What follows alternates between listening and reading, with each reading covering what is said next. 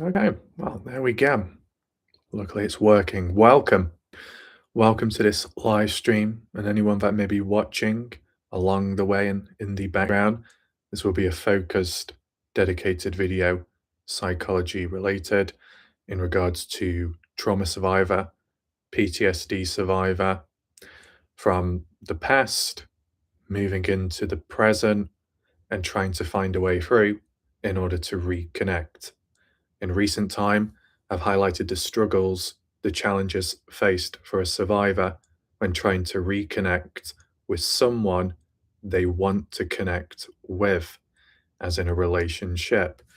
And whilst it can branch off in other areas as well, from friendships, family members along the way, on a deeper level, and possibly, such as with PTSD, relationship trauma from the past, being in connection with a completely different partner, and now a new person, yet still there are challenges. And it runs deeper that because of the connections, the ties with certain people. Today, I'm going to highlight and provide perspective on just about every reason why a trauma survivor may feel stuck and trapped, how it applied to the past, how it applies to the present. Recent time, we've done a little series. This incorporates it, as well as so much in the past as well. We've got Disciple of God. That's a nice name, that. Welcome. Good profile picture. Matt Lingo as well. Hello there, Matt. And of course, welcome to anyone else watching in the background, and appreciate the support in the chat and in the background as well with the emojis. I'm going to explain what emojis can mean to provide a bit of an interactive experience when going through this live, if it applies to anyone. I will explain that more in a few moments. We'll just allow a few more people to join on in. We've got Maddie, welcome. Of course, lives like this will be niche, and that's understandable. Nothing wrong in that. As long as there is one person watching or on catch up whenever, that's what matters. I've got a few bullet points besides me, all the different factors, the different reasons and areas which can explain why a person can feel stuck.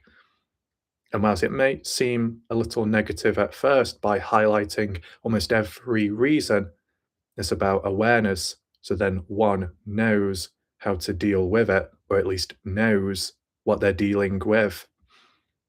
Because certain obstacles can be invisible psychologically, and maybe partially physically as well. It's kind of the equivalent of unprocessed trauma, which hasn't come to the forefront of the mind, but it's present, it's just dormant. How can any changes be made if one doesn't know what they're dealing with and what is the problem? On an alternative way of looking at it, if a person was ill physically, there was no diagnosis, how can there be any treatment put forwards until there's a diagnosis? Sometimes it's important to know with what you're dealing with, and it doesn't always have to be physical, it can be psychological. And that's what a PTSD survivor may go through. Understandably, this video may be rather specific and, I guess you could say, a niche. And it may apply to other people as well in different situations, but I'm just focusing in on a particular area tonight because I just simply have more of an understanding behind it, so I can provide more perspective on that area. Got Matt Lingo, welcome to Raffle. Thanks for joining, returning back. Your hat never went cold, it's still there for you. I should have created a custom emoji for you, Matt. A hat. Need more emoji slots to be unlocked to be able to do that. I've got the phone beside me just in case there's any errors or glitches, because sometimes it doesn't always update. Can be a bit hit and miss. So, If you're watching on catch up, as in later, you won't be able to use the emojis, what I'm going to talk about shortly, the anonymous ones. It's only available during live premieres and live streams in the live chat box. Matt, I want a Graham Shed emoji. To be honest, Matt, I thought a pair of ladders and a bit of paint dripping would be more suitable for him. Anyway, in terms of the emojis, and this can apply maybe more specifically to anyone who's watching in the background, as in you got things to say, you want to react, you want to share your thoughts, opinions, connect, acknowledge, whatever it is, to give a sign, to, provide a voice. Not everyone may have that at this moment in time, but there's always an alternative way around that. And that can apply to the emojis. So, anyone in the live chat who wants to publicly comment, you can if you want, if you need to react. But for those who may have been watching in recent time, may have been watching in the background recently, should be familiar by now, but I will say it once again. Well, there's that emoji as well. So, the 100 emoji, if a person was to use that when watching this live, 100 emoji can mean I agree to that, I relate to it, that applies to me. And then the shocked face can mean slow down, stop for a moment, just so I don't rush ahead too fast. The party hat, confetti emoji can mean elaborate. Elaborate as in, can you explain more about the situation? Can you provide a bit more depth? Could you explain it in an alternative way? The happy smiley face can mean yes. So if a certain question is asked or a scenario, if you want, you can use the happy face if that connects with you. And then the heart emoji, the heart can represent you feel me, as in whatever I'm saying is touching your heart in a sense that there is a deep, profound understanding and that you're heard and understood. Now, the need reiterating again later can possibly add that in if it helps you by any means. You can always write down the emojis on paper or something, as in the meanings of them. Actually, to be honest, I think I'm a bit of a lazy person there. I should be the one providing the explanation. So just give me a moment. I'm going to type out the emojis in the chat with the meanings next to them. So whilst you're focused in, you don't have to remember, you don't have to remove that weight.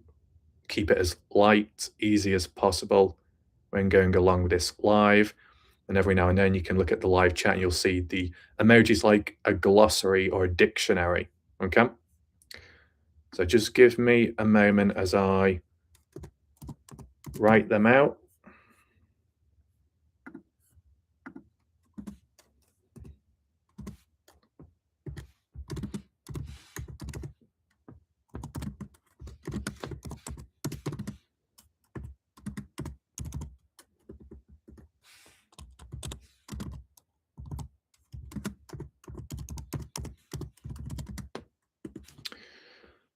So that's one meaning there.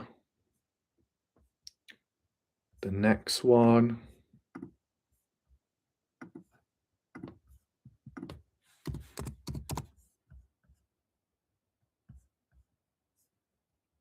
Which one represents it? I think that's the closest one.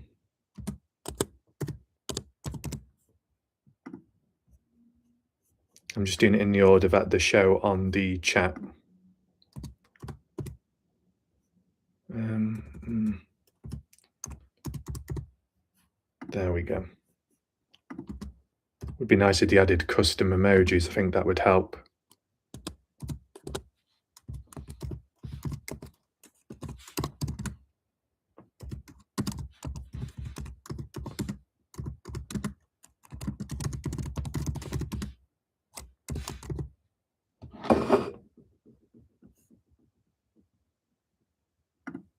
Right.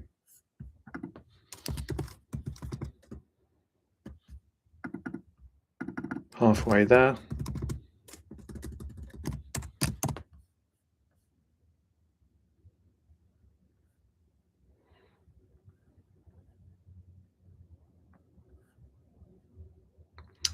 Most difficult thing is trying to find the emojis which match up because they don't always look the same as one another.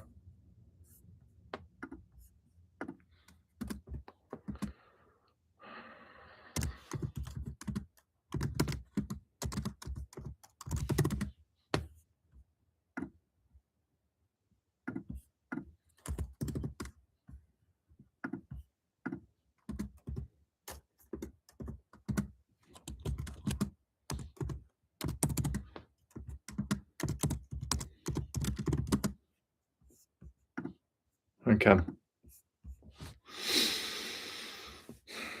So hopefully that's clear enough to see in the live chat. So when I'm talking, going through it bit by bit, if it relates to you, if you want to share your voice, you're more than welcome to in the live chat. And with those emojis, they are anonymous. So you won't be, seen too much. It remains anonymous, but you still get to, put your thoughts, your feelings, what you think across. Because the whole point is for it to be interactive in a safe way. Okay? Safe, all under control. With that being said, when I go through the list, it's not going to be in a very specific order. I've just lined it up as in certain categories and people, and then certain situations, and some of which the latter are later on in life or where a person could be right now or recently. And I'll explain the importance, the reason behind it all as an introduction. Matt says yes. Okay. Maddie, I must be honest, you have a good heart. Appreciate that. Okay.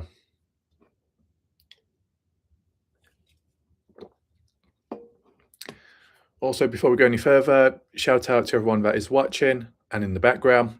Videos like this or live streams aren't easy. They can be quite full on and deep. So to be present, that's a good sign. And as said, with that shocked face, the one with the wide eyes and the mouth where it says stop for a moment, I just wanted to add that in because, sometimes it can, I don't know, it's triggering or it can be quite intense. So to slow down just a little bit. If you don't see me making eye contact with the camera as if I'm like talking to you, it's because I'm looking down at the live chat because that's where the emojis are. And I do need to keep on track with the emojis so I don't miss anything at all. Because if someone says stop or elaborate and I keep going on, I'm kind of ghosting them, which is unfortunate. So I will have to look off screen here and there to be able to keep up with the live chat. Okay. So, the importance. In regard to what was said yesterday, the agencies of control. Agencies are areas in life, things that a person may participate in, interact with. Agencies of control, which can play a contributing factor to the struggles of a PTSD survivor. It can be from the past, which carries over, and it can also remain in the present and come along the way. But what's carried from the past isn't always what a survivor thinks. It's not just the PTSD within, as in intrusive thoughts, flashbacks, nightmares, possible survivor's guilt, be the self critique, self negative, feeling low. It's not just that can carry over. It's a massive challenge itself to deal with, but it's the external factors around, which a survivor at first may not be able to control or be fully aware of. It can be the environment, it can be the people about, it can be situations and scenarios which don't help in the matter. You may have heard a bit about it recently when I touched upon the environment when it comes to a survivor. Within a toxic environment, household, or feeling possibly trapped and around toxic family members or possibly friends, it can create a tense standoff, a bit of an uncomfortable environment where feeling on edge, not being able to relax in your own place, not being able to think out loud or have privacy. It can make decision making a lot more difficult when paired with decision making of reconnecting with a partner. It may feel like it's a long way off. It's like some things need to be resolved, removed out of one's life before reaching out to someone, bringing someone in or close. Those challenges could have been more prominent when starting out in a new relationship, keeping one at arm's length, self protection, but maybe, just maybe, it was half self protection for yourself, and then for the rest, it was self protection for the other half. So let me just catch up with this down here to make sure there's not really many interruptions. That should be fine. Just want to make sure everything's in check. And if anyone does join late, you can always rewind to the beginning so you don't miss out on anything. The importance of highlighting the agencies of control is to be aware and eventually learn how to deal with it, how to possibly cut ties with certain areas to make life a little bit lighter, easier to cope with, and more space to allow someone back into your life or more into your life than before. See, the reason why this is quite important and why it has to be specific is because it was a challenge maintaining a new relationship then. Now it's a challenge trying to get it back. And whether it was made clear enough or not, the last video that I did with reconnecting or reaching out doesn't have to directly mean reconnect and start from where you last left off from, because you might just not have the energy to be able to do that on the spot and perform, and you shouldn't have to. That's the thing, there's a difference between reconnecting and reaching out. Reaching out can be one way, reconnecting takes two. And if one does not have energy for reconnecting, reaching out is the first step, which does not demand or yield high expectations or deep commitment, because that might require a lot of emotional energy and thoughts, which the mind at the moment is currently occupied. But a survivor should be allowed and entitled, at least, in being able to reach out to someone, just like how anyone who may be watching in the background of these live streams and the previous videos that I've done and the pre-recorded ones should be allowed and entitled to have some form of a voice to be able to put their points across as a starting ground, at least, right?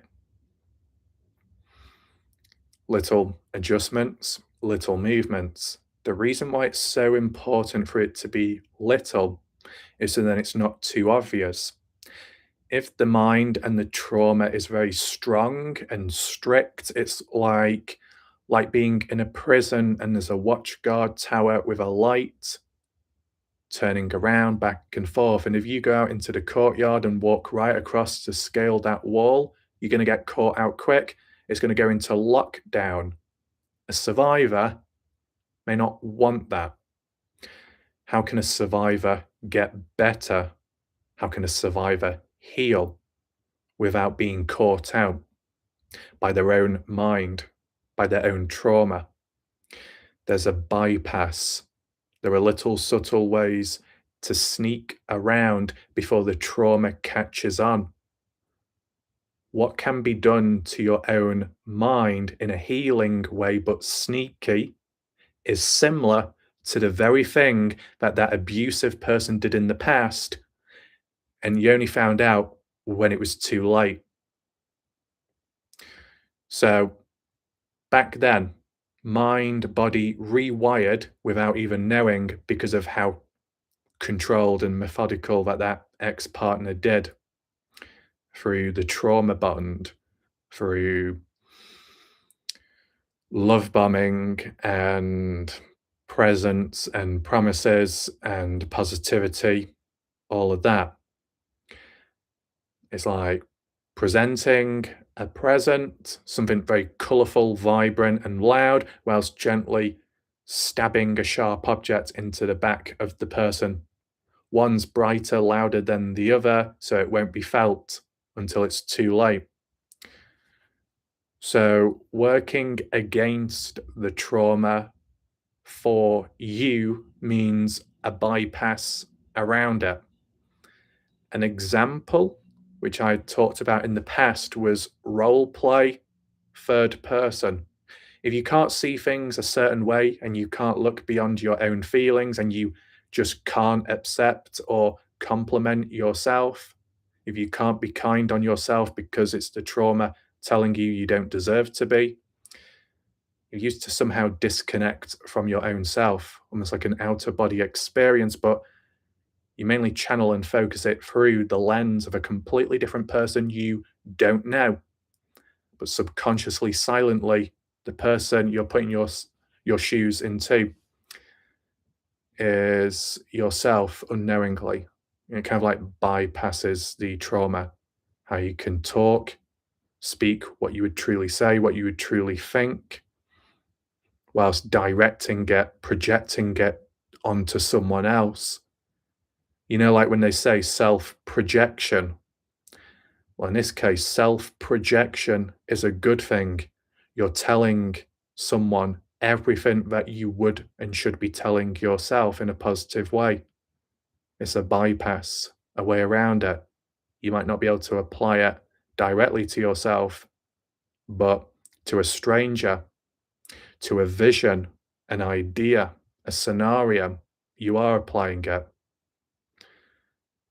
I probably gave examples in the past in my older videos, as in, if this person was in that situation, what would you say? What would you want for them? And you say what you say, and then the reflection would be, right, so everything that you said to that person, why can't it be applied to you when you're possibly in that same situation? You're just as deserving as them, right? That's how it can go in a way. Sometimes writing it down on paper as well. There's physical evidence on paper. What you've said, what you think. I mean, not that I've looked into it much, but using a mirror down the line could be another method. When comfortable enough, not to be forced, not to be rushed, to look in that mirror, an actual mirror, whilst talking. But beside that, we need to highlight the examples. The areas a survivor may struggle with back then and right now. And when I say back then, as in the past, I don't literally mean before the trauma, before a bad relationship. I mean during and after. how people were and how they acted. And that can follow up to the present, as in new friends, or for this video, a new partner, a new relationship within the last year or two, in which you've come across someone. Things are different this time, better. But how it ends, you may find yourself where you are right now. Is there a way back? Yes. And it's for the perspective here to provide, so then the survivor knows what they're dealing with, what's at stake, what's in front, and what's beside. See, the difference is with a new relationship and connecting for the very first time, there might be that pressure to be perfect, that pressure to be fully healed. And if not, it feels like, well, then I can't be with that person. But then if there's that strong want and possible need to be with them, it may lead to that motivation in a slightly rushed way in getting help, just not at the right time.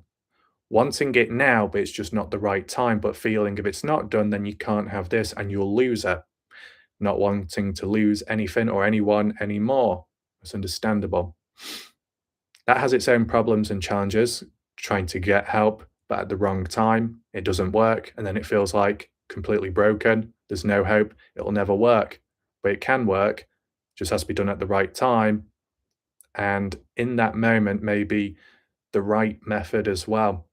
I don't want to go off subject too much, but I had mentioned in the description of this live about complex trauma, CPTSD, where it impacts the nervous system, how the body feels unsafe, tense, how the mind struggles, worries as well. Everything feels like panic alarms, high tension, unable to relax. And if unable to relax, it makes it hard to make decisions. It makes it hard to connect with someone. And in the present, it would make it even harder to reconnect with someone. I think I saw a shocked face then, if I'm correct. So I'll just stop for a moment.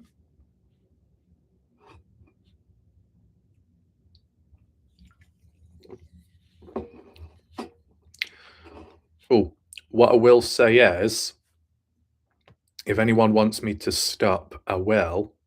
And then once you're ready, um, maybe hit the party hat, the confetti one where it says elaborate, 'cause it's like continue, right? Just so I know when to continue on.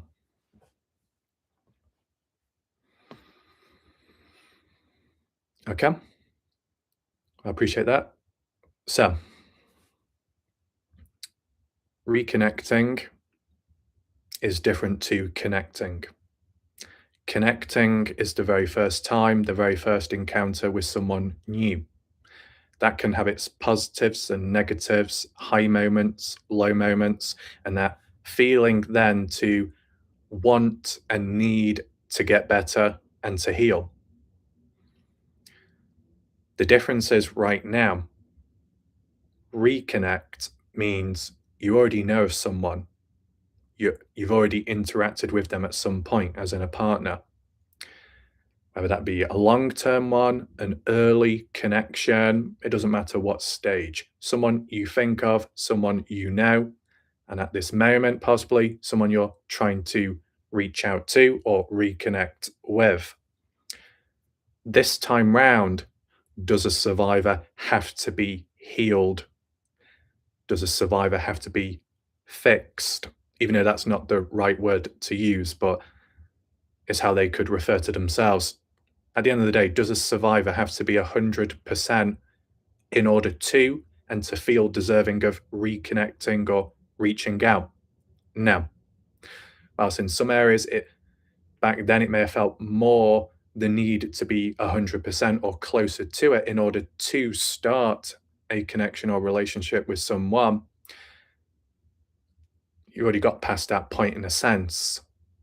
Whether it was successful or not, in a situation right now, reconnect or reach out, You've already been somewhere, you've already gone so far with someone, and that counts for something.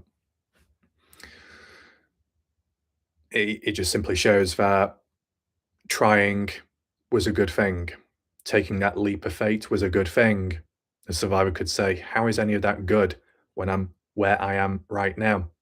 Because where you are right now may not be personal to that said person or that relationship. What's happened, unfortunately, may be a trauma response which you've dealt with in the past, experienced.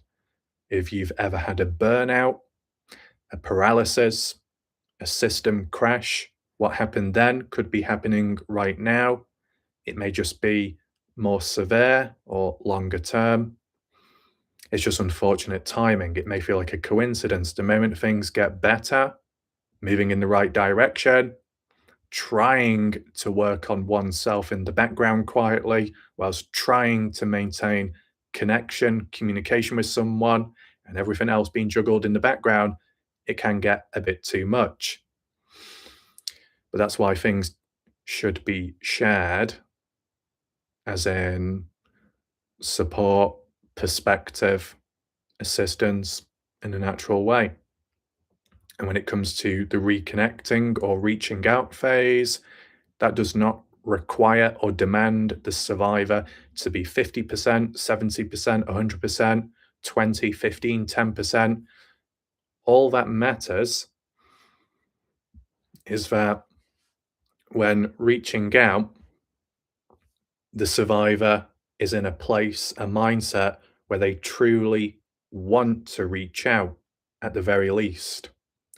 As I said before, reaching out is different to reconnecting. Reconnecting is like trying to catch up on old times and get back to those original positions, roles, responsibilities, commitments as where you left off back then and moving forwards. That might demand too much. And for a survivor, low energy may still feel low. A lot of different feelings and so on. May not be able to provide that or match it with the other person, and that's understandable. But again, who said anything about having to reconnect? Simply reaching out can be the step in the right direction towards more if there is a need and a want. Treat it like this. If you're really struggling in considering or trying to reach out in a certain way because there's so much around you, if you're here right now, or if you have been on previous streams or live premieres, if you've interacted with the live chat publicly or anonymously with those little emoji reaction things, you've already proven to yourself you are capable and you have successfully done it in some way. It doesn't matter what way, it's by it's being done, it's documented, and you know yourself when you may interact with the buttons. Okay.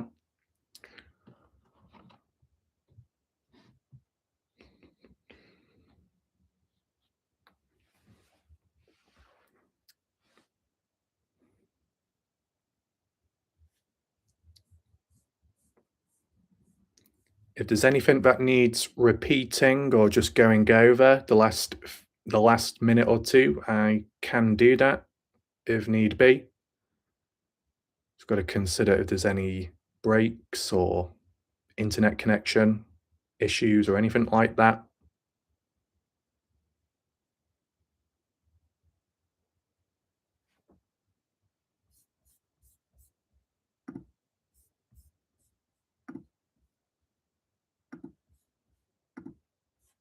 Just do that, see if that helps.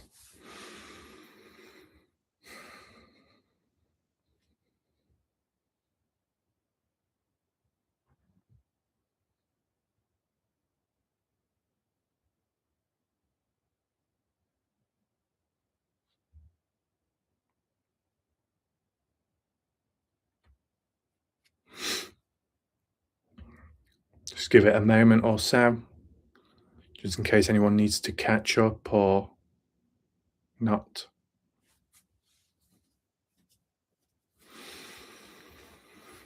Yeah, just to summarize, Reaching out might require too much and feel it demands too much, which a survivor doesn't have the energy to give at this moment, but reconnecting that part.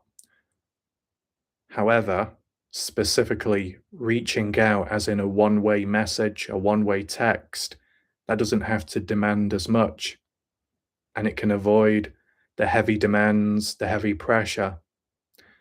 When explaining yourself, as long as you're honest with yourself and natural, then they should be understanding. Because at the end of the day, the very reason why you're considering in reaching out at the least is because there's someone you think highly of, someone you may have deep feelings for. So you'd hope to believe and trust in your judgment and trust in your heart. And if you're worried or struggling, as in, should I, shouldn't I, just the fact that you're considering in reaching out shows that maybe you have made your mind up deep down, and that is your gut feeling. The gut feeling which maybe you felt way back in the past but did not listen to because something told you to try and to look past the darkness way back then. If this time round you feel within your gut feeling is telling you, wanting you to reach out, it feels more aligned, as in to pursue it, to continue, to try, but it's the deepest feeling, it's that instinct within. And if that instinct is guiding you a certain way, that could be a positive indication. But there can still be time in between for the mind to catch up, to process, and even the heart as well. If there can be a point or a time where the heart, the mind, the gut feeling are kind of in agreement, that should be an indication as well. Again, this whole aspect of reaching out or reconnecting is because you already know of someone. And because you already know of someone, you have to reflect back on who they are, how they made you feel, what did they do to you and for you, preferably if you can think of positives. But you can be honest, you can be fair to yourself because no one else is going to know. Were there any negatives? You have to consider the negatives too. Did that partner make you feel negative, impact your life negatively? It's not about putting you off and reaching out, but it's about having a balanced perspective on, is it all good? Is it all bad? Is it a bit of both? Nothing can be perfect in life. No one, no relationship. It has to be real, grounded, and natural. And that can mean weighing up the pros, the cons, the positives, the negatives, the strengths, the weaknesses. I mean, there is another factor which we may add on later, but it can be incorporated as in if there has been a moment like this in the past, but on a smaller scale, did they react badly or did they struggle with it? And there's that worry of, well, this time round, it's been longer, it's more difficult to explain. Are they going to react badly or negatively like what they did back then? And so on. That can be a challenge, a possible fear. Wanting to reach out, but feeling, how are they going to react? It might be that they're a good person, but when it comes to certain moments, they may not always say the right things or react the way you would hope them to. But there's that thing, experience. Dealing with it for the very first time is hard to deal with. And stabbing in the dark, as in from the other person's point of view. But if you've been there, this is what you got to hold on to. If there's been a mini episode, a smaller scale freeze, shutout, withdrawal like this, but smaller scale, less severe, and it lasted a week, weeks, just under a month. If back then, reaching out, trying to be normal, trying to bounce back, even though within may not feel truly ready, handled differently then compared to how it can be handled better now. But the same can apply to the other partner, the other half who may have handled it badly or reacted unexpectedly then, which made the survivor feel hurt too, for many different ways. How they react then, as in the other partner, the person you want to reach out to, how they reacted then could also be different to how they react now. Let's just catch up on the live chat. Helmet head, good dude. I have PTSD. I have to go, but support and love your work. Appreciate that. Is that a dog profile picture? Is that wearing a hat? I can't tell. But if you need to do anything, you do what you need to do, and take care. This live will be watchable on catch up if there is a need to at any point in time. It might just take a day or two to process. This tends to be a bit of a delay period, but it's good that you're here. And if it helps in some way,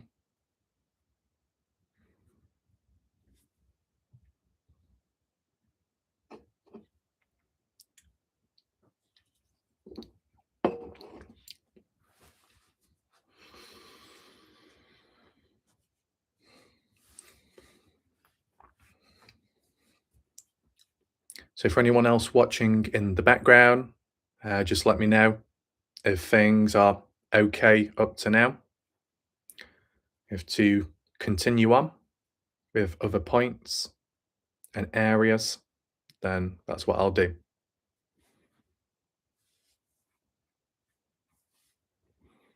Okay, key. So let's focus in on the agencies, the core areas which have been around for quite some time back then and still to this day. In no particular order, family.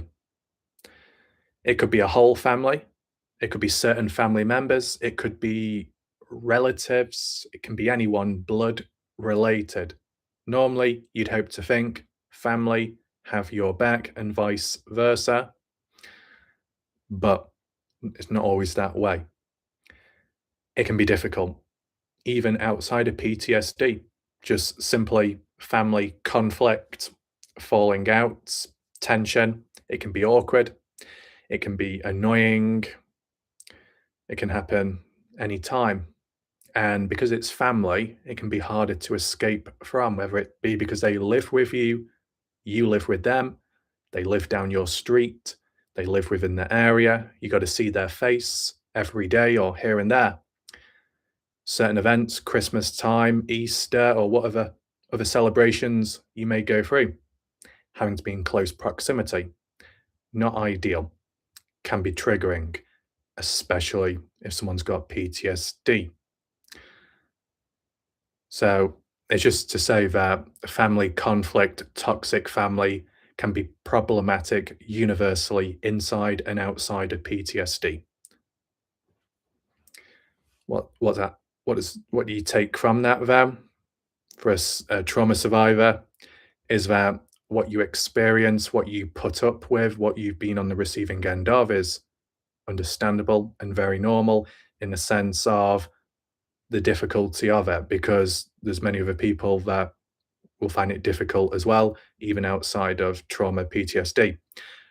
So you have to be kind to yourself just to simply acknowledge you are dealing with a little bit more compared to other people. So naturally, it's going to be difficult regardless. Now, the PTSD, how it originates. In some cases, it could originate from family.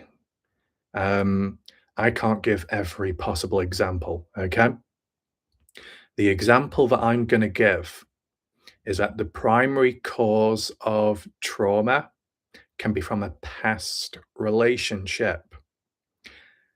I know trauma can also originate before any other separate trauma, such as childhood. As said, there's so many different examples, it can be hard to fit it all in. If there's an area on childhood which needs to be gone over, explained, I will. But if not, I'll just stick to the example of a past partner and how toxic family can get caught up within it all. I'll stick with that just for now. Makes it a bit easier to explain.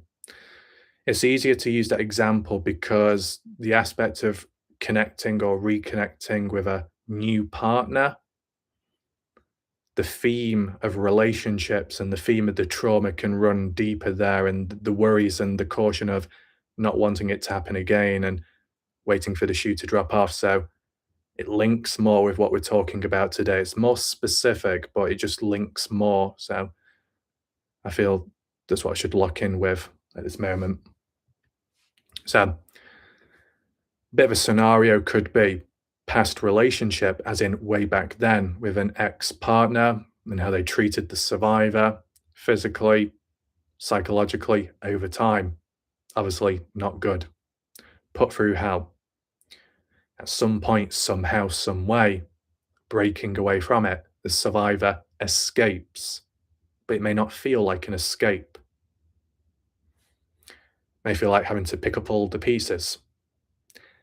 And during that period, and maybe just a little bit before when it was going on, trying to open up or to try and share, to be like the whistleblower, but your family or certain family members were having none of it. They may have said, and this is just example quotes, "Don't be silly, you're overreacting, calm down," very dismissive, very cold. It's who it's by which causes the most damage and trust issues. People you're supposed to look up to, people you're supposed to trust because it's family related by blood. That's not guaranteed to always be healthy and trustworthy, but you'd hope to think that it could be. And maybe how you were brought up as well to trust or help one another, maybe. At some point, things can become fragmented and unstable. There's a time where survivor tried reaching out or sharing their points across. They were shut down, dismissed by other family members, insulted, covert digs here and there. Makes a survivor feel very alone in a busy room, for example. Causes trust issues of, well, if they don't believe me, if they don't listen to me, if they shut me down, then who do I have? Of course, there might be some other people in your corner, but many different situations in life could lead to losing that support or that presence. As I said, many different ways that can happen. So it feels like the walls become very narrow. I don't want to get too deep because I don't want to trigger anyone, but I sense that there might be times where a survivor then, now, could be screaming inside, wanting an opinion or like a message, it will be okay, in regard to a closer family member who may not be reachable in that sense. I said, I don't want to go into too much depth there if it causes any problems, but I sense that, you know, you are your own person, you have your own mind. However, you may want, really want deep down a second opinion on something. Yes, you've got friends around you, not good enough in that moment. You might have a best friend as well, who you've known for quite some time, but they can't scratch that itch, what you have deep down. And there might be only one or two people that can fulfill it, but they may just not be present. That can be very distressful or distressing. It can make the survivor be screaming inside and feeling a mixture of emotions, which is very normal. Basically, at the most difficult stages or parts in life, wishing certain close people would still be present to counter, to balance out the other family members or possible friends, which are against you. It's like trying to even the playing fields with actual people that can rest upon your shoulders to provide you the perspective. Because for a survivor, during that absence, what they've had on their shoulders is like a demon instead, whispering into the ears of what they should, what they shouldn't do. The demon, the trauma basically, which is manifested, isn't on the side or acting out of the best intentions for the survivor. But it's that what if other family members, other people were still around, present till this day, the advice that they could give, which would actually help the survivor. I personally can't do psychic readings or spiritual stuff or crystal balls or speak from beyond as a message to pass on, but common sense can speak on behalf of people that may not be present. Now, I don't want to jump in too much because there's other things to talk about, but put it this way. If you had to reflect back on the few people or the one person or a specific group that you were very close to, got on very well with, looked up to, not talking about a partner, as in current partner, recent partner, talking about someone who's been around in your life longer. In terms of common sense, in a sense, speaking on behalf of whoever that may be, you need to reflect back on what would they want for you. I'll give a side example. In terms of survivor's guilt, it may not apply to everyone, but I'm only giving a example to try and get the point across.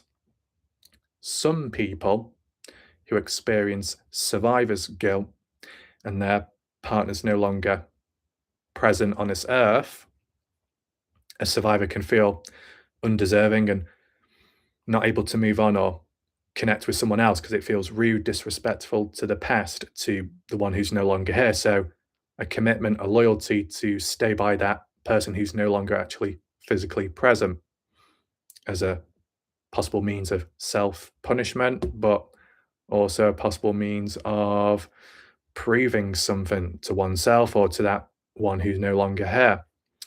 But that can feel like imprisonment. It can feel like the denial of happiness and growth. It can be one of the areas which creates that looping effect of possible trauma or the feelings associated with it in a way. Whilst that former partner may not be present anymore, you can't literally connect with them. It's about using the common sense of, if they were supposedly a good person, then clearly they would want the best for you. If they ever made it clear in life at the point in the past, through conversation, dialogue, as in they're happy when you're happy, and if that means you doing something or something specific, then they would be happy and supportive of that. If they just simply want the best for you in life, surely they would want that for you right now more than ever. It does get complex and awkward if that former person was a bad ex, a controlling one. Basically, not to mess about or beat around the bush, how they treated a survivor at some point in the past. Would they now suddenly be like, oh yeah, I want you to move forwards, I want you to be happy?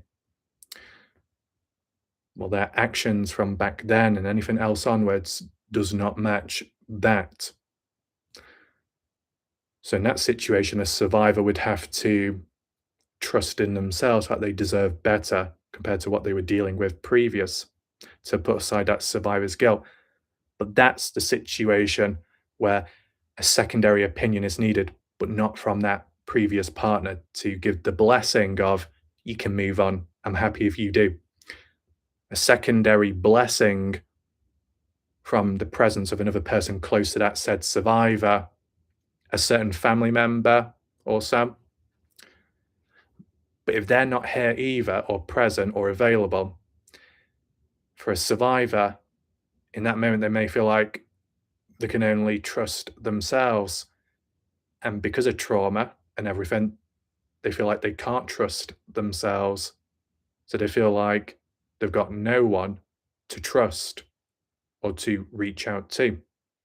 Now, that might sound a bit negative, but that's like a more severe situation, and it's important to acknowledge the severe situations as well. If a person finds themselves in that position, that's understandable because let's use an example of an outsider perspective.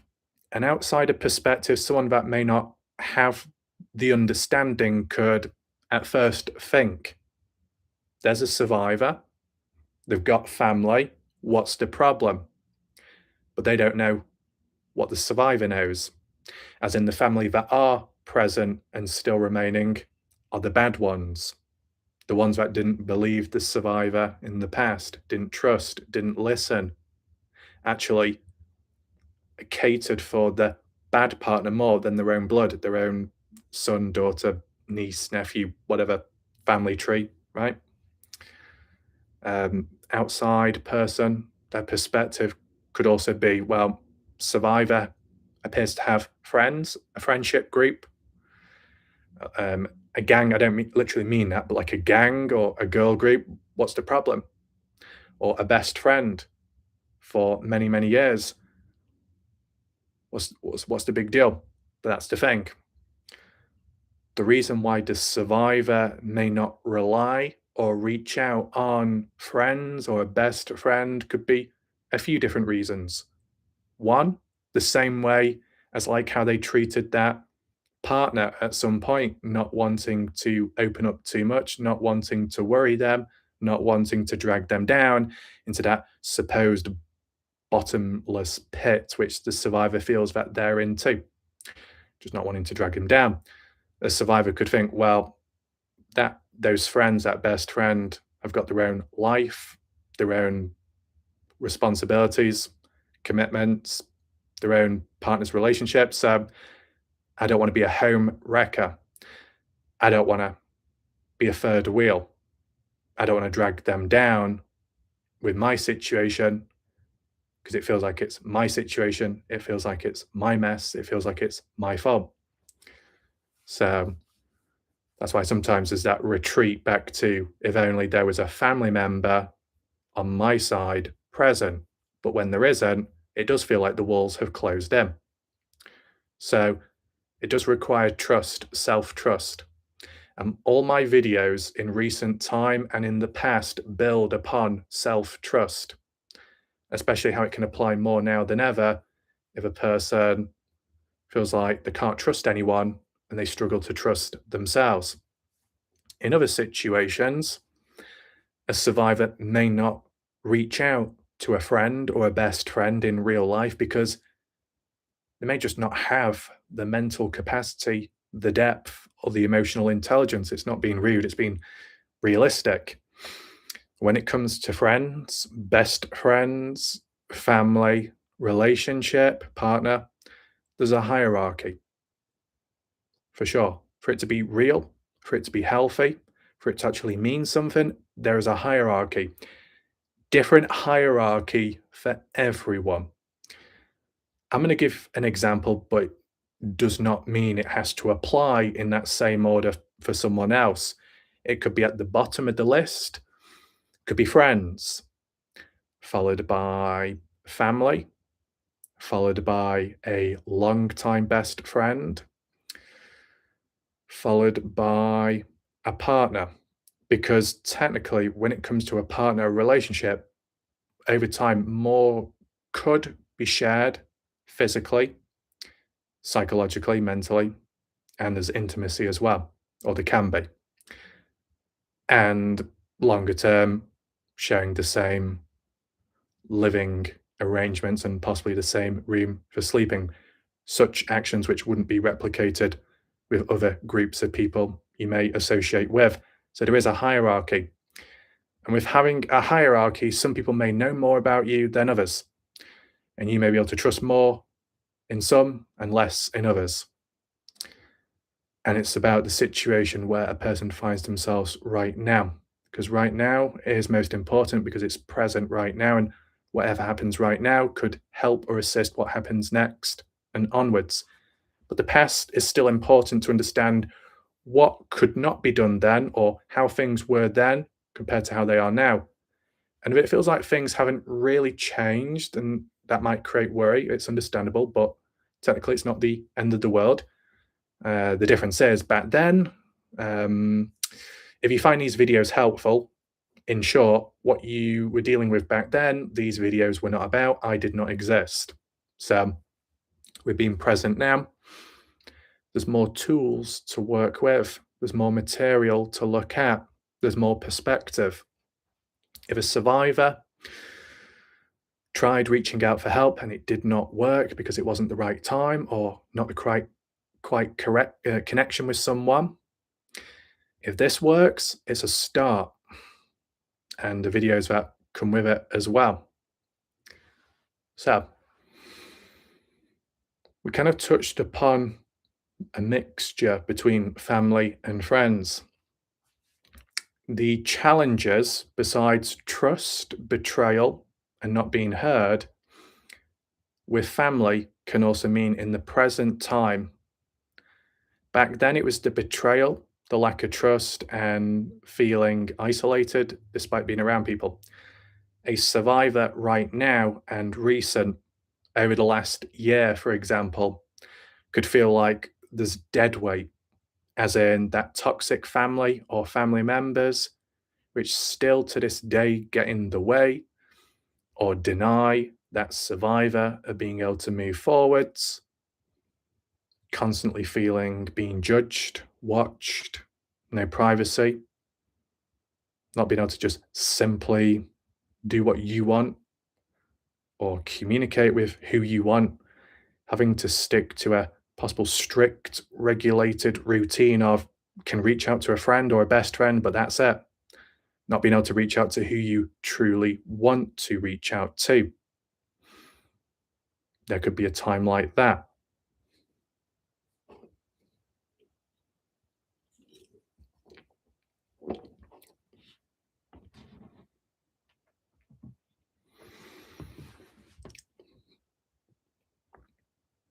Certain toxic family can appear as a roadblock in present time. They were present in the past, they hold on to the past, they may hold a candle to the past. You're trying to move on, they're the ones who are stuck in the past. That's an important thing you should remind yourself. You may feel trapped, you may feel like you're drowning, but you know what the crazy thing is? The real people who are truly trapped and stuck in the past completely are the very people that don't actually have the PTSD or the problems. Whereas you dealt with a lot, deal with a lot right now. You're the one trying to move on. They are the ones failing. So if you ever feel like you're failing, just remind yourself there are other people who aren't even dealing with what you're dealing with, such as family, toxic family, and yet they're the ones unable to move forwards, unable to give you a blessing. So who's really the real broken one? Who's really the real problematic one? So it is ever self-negative talk, just reflect back on a reality check. You're trying to move forwards, other people aren't. And it's the other people that should be moving forwards and also giving you a boost up as well to try and allow that process to continue to speed up within reason. And it may feel like for a survivor, when trying to move on, when trying to meet up with a new person, a new relationship, it's the dead weight in the background, it's the excess baggage, it's the family which say, you can't do that. What would the past think? What would the other ex-partner's families think? Oh, emotional, manipulation, blackmail, gaslighting. It's almost like an extension of past ex-partner. in a way, could be considered as abusive itself. Now, why would and why should they be doing that to the survivor? Some things on the surface level may not be that clear or known of. Are they doing it with intent? Do they even know what they're doing to begin with? Are they struggling too with their own demons and they're somehow unjustly taking it out on the survivor? It can be a very confusing time. And it can feel like a dead weight, a block in between. But look, this is the thing. Depending where they may be, if they're close or not, there can still be those air pockets to breathe, to find a bit of space, to be able to have a moment, a break. You see, the importance of reaching out to someone you know and someone you trust is to not for this to be taken the wrong way, to be treated as a lifeline. Because this is the reality. And I'll use myself as an example. If people are okay with that, I don't represent everyone else, but the way I would see it, if I was in a situation, if I knew of someone stuck but trying to reach out, if I was to treat it as a lifeline by reaching out, I'd understand, but I would also know I can never come close or come close to replicating, as in that survivor's other family, who they thought very highly of, in the sense that if at some point previously a survivor has been screaming inside, wanting for a secondary opinion, it will be okay type of line, wanting that from someone that they have known most, if not all their life, if not present right now. If there was someone else, that understanding of can't match up, but can come close to at least providing an alternative, staying grounded and realistic. But the lifeline factor, to be treated naturally and not to be exploited anyway, either way. I'll slow down just for a moment. If anything needs elaborating, you can always let me know.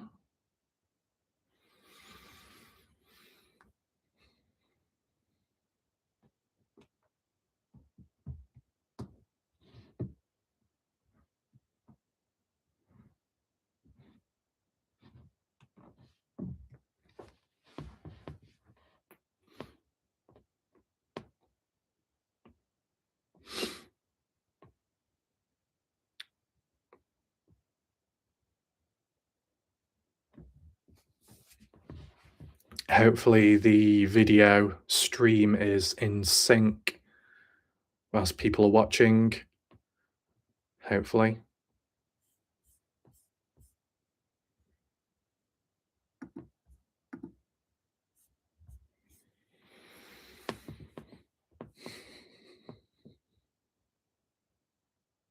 I'll just touch upon the other areas. To summarize, family, as in the bad family, toxic, kind of contributed to the feeling of betrayal and hurt and trust issues back then. How it pairs now is with the weight and the reminders of the past, which the survivor has to put up with during conversations and possible conflict, which not pleasant itself. So it can feel suffocating and it can feel very judgmental. Just breathing, that can be judged. Feels like you can't be your true self. Feels difficult to want what you really want when there's other people in the way. And it might lead to weighing it up as in what's healthier, what's safest, reaching out, or at the time connecting, more so connecting with a new relationship, making progress there, but then having to deal with the constant back chat of a toxic family member and all the reasons why it's bad and all the reasons why it's disrespecting the past and being made to feel bad, being made to feel like the bad one in all of it when the survivor isn't.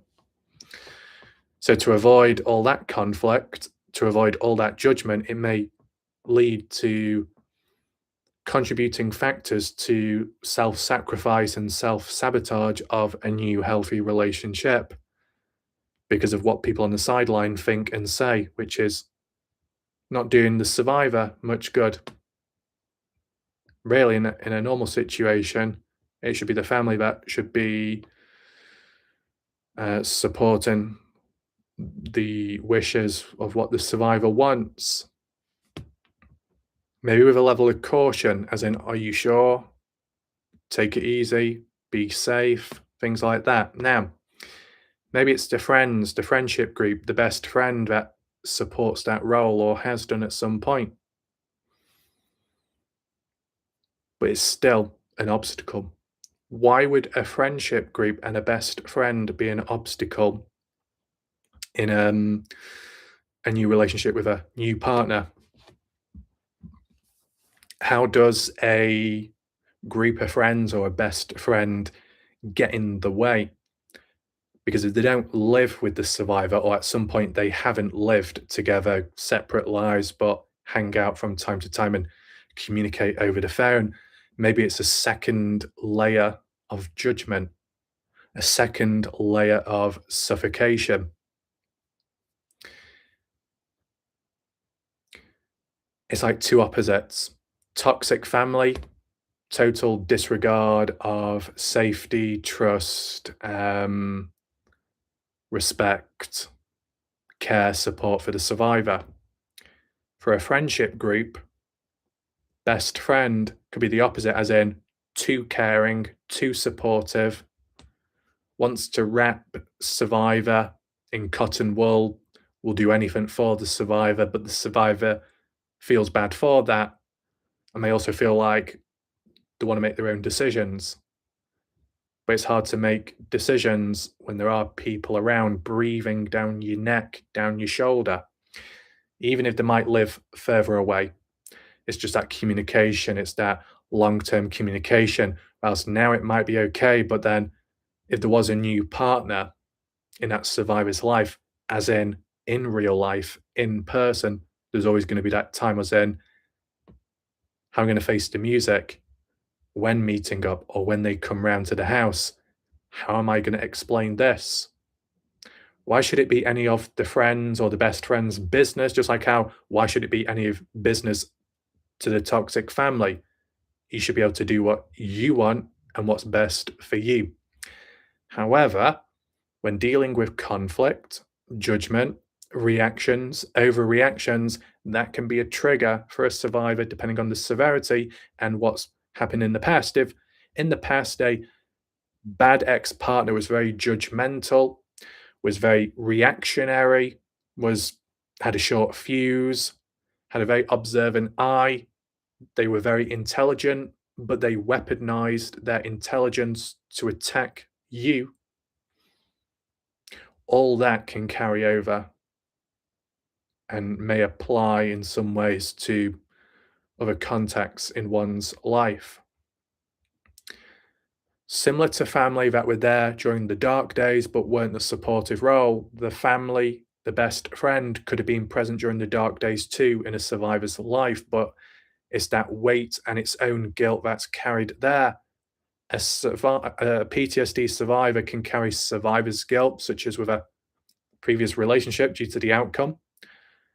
But then there's just a general level of heavy guilt or the feeling of it for feeling responsible for their life, their struggles, and how it's impacted and dragged everyone else around down with them, as in friends and best friends. The friends and best friends still remain present now, still remain supportive, maybe hyper supportive, hyper cautious, hyper protective. They mean well, it's just too suffocating for the survivor. That could mean constant check-ins on the phone, constant meetups. It could even mean one friend putting a tracker on the survivor's phone to make sure that they never go too far and never in any danger.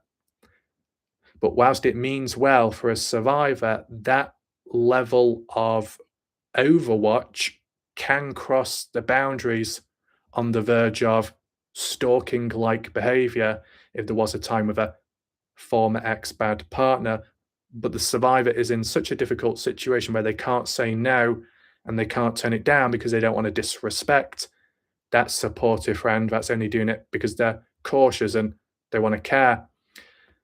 When there's a level of guilt involved, it feels like a constant debt that can never be paid off. So, no matter what certain people do, a survivor can't say no to them because it feels like it's never enough to give back. That feeling of, well, everything that I've gone through and what I've put other people around through as well, I can't say no. I don't have a leg to stand on. I'm not in a position to speak when I have gone through what I've gone through and they've had to put up with me. That's the self negative inner talk that can take place. And it can be the very thing that acts as a challenge, a buffer, and a drive, not wanting to repeat with a partner, a new relationship in which a new partner, or kind of like a recent one, has said within last few months, within the last year, as example, new connection, new person, all good. But then it's that, but what if I have a turn for the worst? What if I have a shutdown? What if I have a nightmare? What if I have a relapse? Whatever it is, and it's in person, how are they going to cope? How are they going to feel? I don't want to ruin this one perfect thing when it feels like everything else has been tarnished by my trauma, as in real life with a friendship group or a best friend. But why should everything be tarnished when some things can stand a test of time, providing there is communication? Before the storm or just after, little adjustments can be made to benefit both people involved to get a better outcome down the line. It might not completely prevent certain low points, but it can definitely ease it. Again, at the end of the day, what may feel tarnished with friendship groups and a best friend here and there in present time, probably deep down within, they don't see it that way. Their actions may mirror it, but that's only because they struggle themselves. For a survivor, that may feel like, well, I'm responsible for them struggling and worrying about me. They shouldn't have to, but because of whatever's happened previously and how they saw me back then, I feel to blame. I feel responsible. And now it feels like there's a commitment on top of survivor's guilt. There is another level of commitment to always check in and always confirm with them things are fine, not wanting to worry them ever again because of how they may react and what they've already gone through, which sets it up to when you do find yourself in a deep freeze and shutting the world out, at some point, you might be forced to text back and say, yeah, I'm okay, I'm good, because you may feel like you've already put them through enough already. You may just not want to worry them. So it's like having to perform, but that is tiring and exhausting, and it's something that a survivor should have to go through. A survivor should be able to be open and honest, not just with themselves, but with people around. But when it feels like there's already a past and history, that weight carries and acts as the final judgment call, which can lead to a lack of reaching out and a lack of saying how one thinks. And whilst a new potential partner relationship, when trying that at some point, at that moment, everything was normal and perfect, whether the survivor was performing to try and be there for the new partner, to try and be the ideal partner, to not want to show too much in case of losing someone or being pushed away, in a sense, being rejected. At some point, pushing things under the rug where it bubbled over, and not just that, but many other things in the background which silently going on. Burnout, freeze, trauma response, unresolved trauma leaking out, so much in so many different ways can happen. Not wanting to reach out, not wanting support, not knowing how because of that fear of not wanting to ruin this one thing which is not being tarnished just yet. And fast forward to present time, as in right now, and that want to reconnect or reach out to someone, it might feel like, well, I've done the one thing I said I didn't want to do, ruined something. I'm just using inner monologue as an example of what a person could think. Not that it's the truth, but what they could convince themselves. Okay, so gone quite deep there. Just take a little moment, and when ready, you can let me know with the party hat button, maybe. Just give it a moment or so. I'll just stretch my body as well. Mm,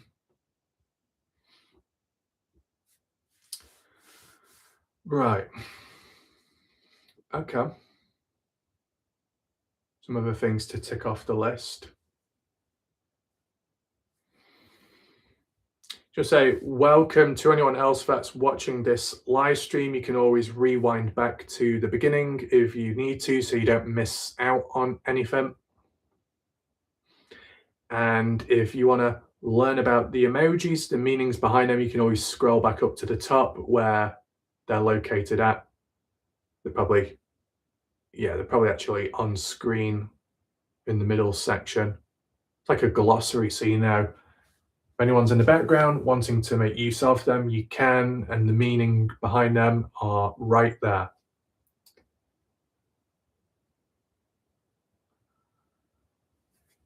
Right.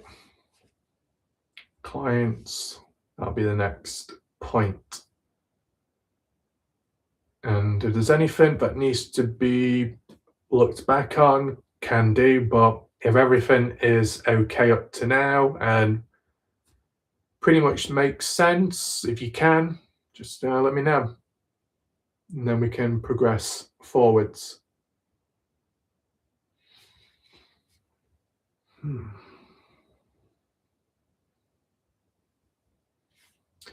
I said this live stream, when it's processed, you can watch it anytime you like, any place, anywhere, if it helps. Hmm.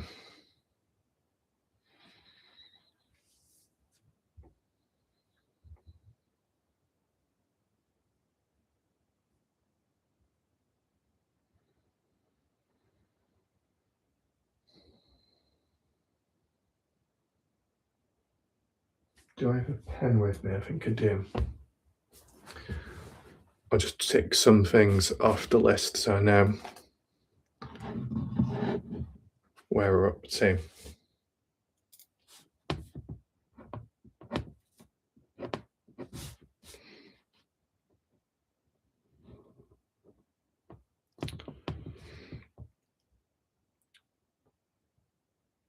Okay.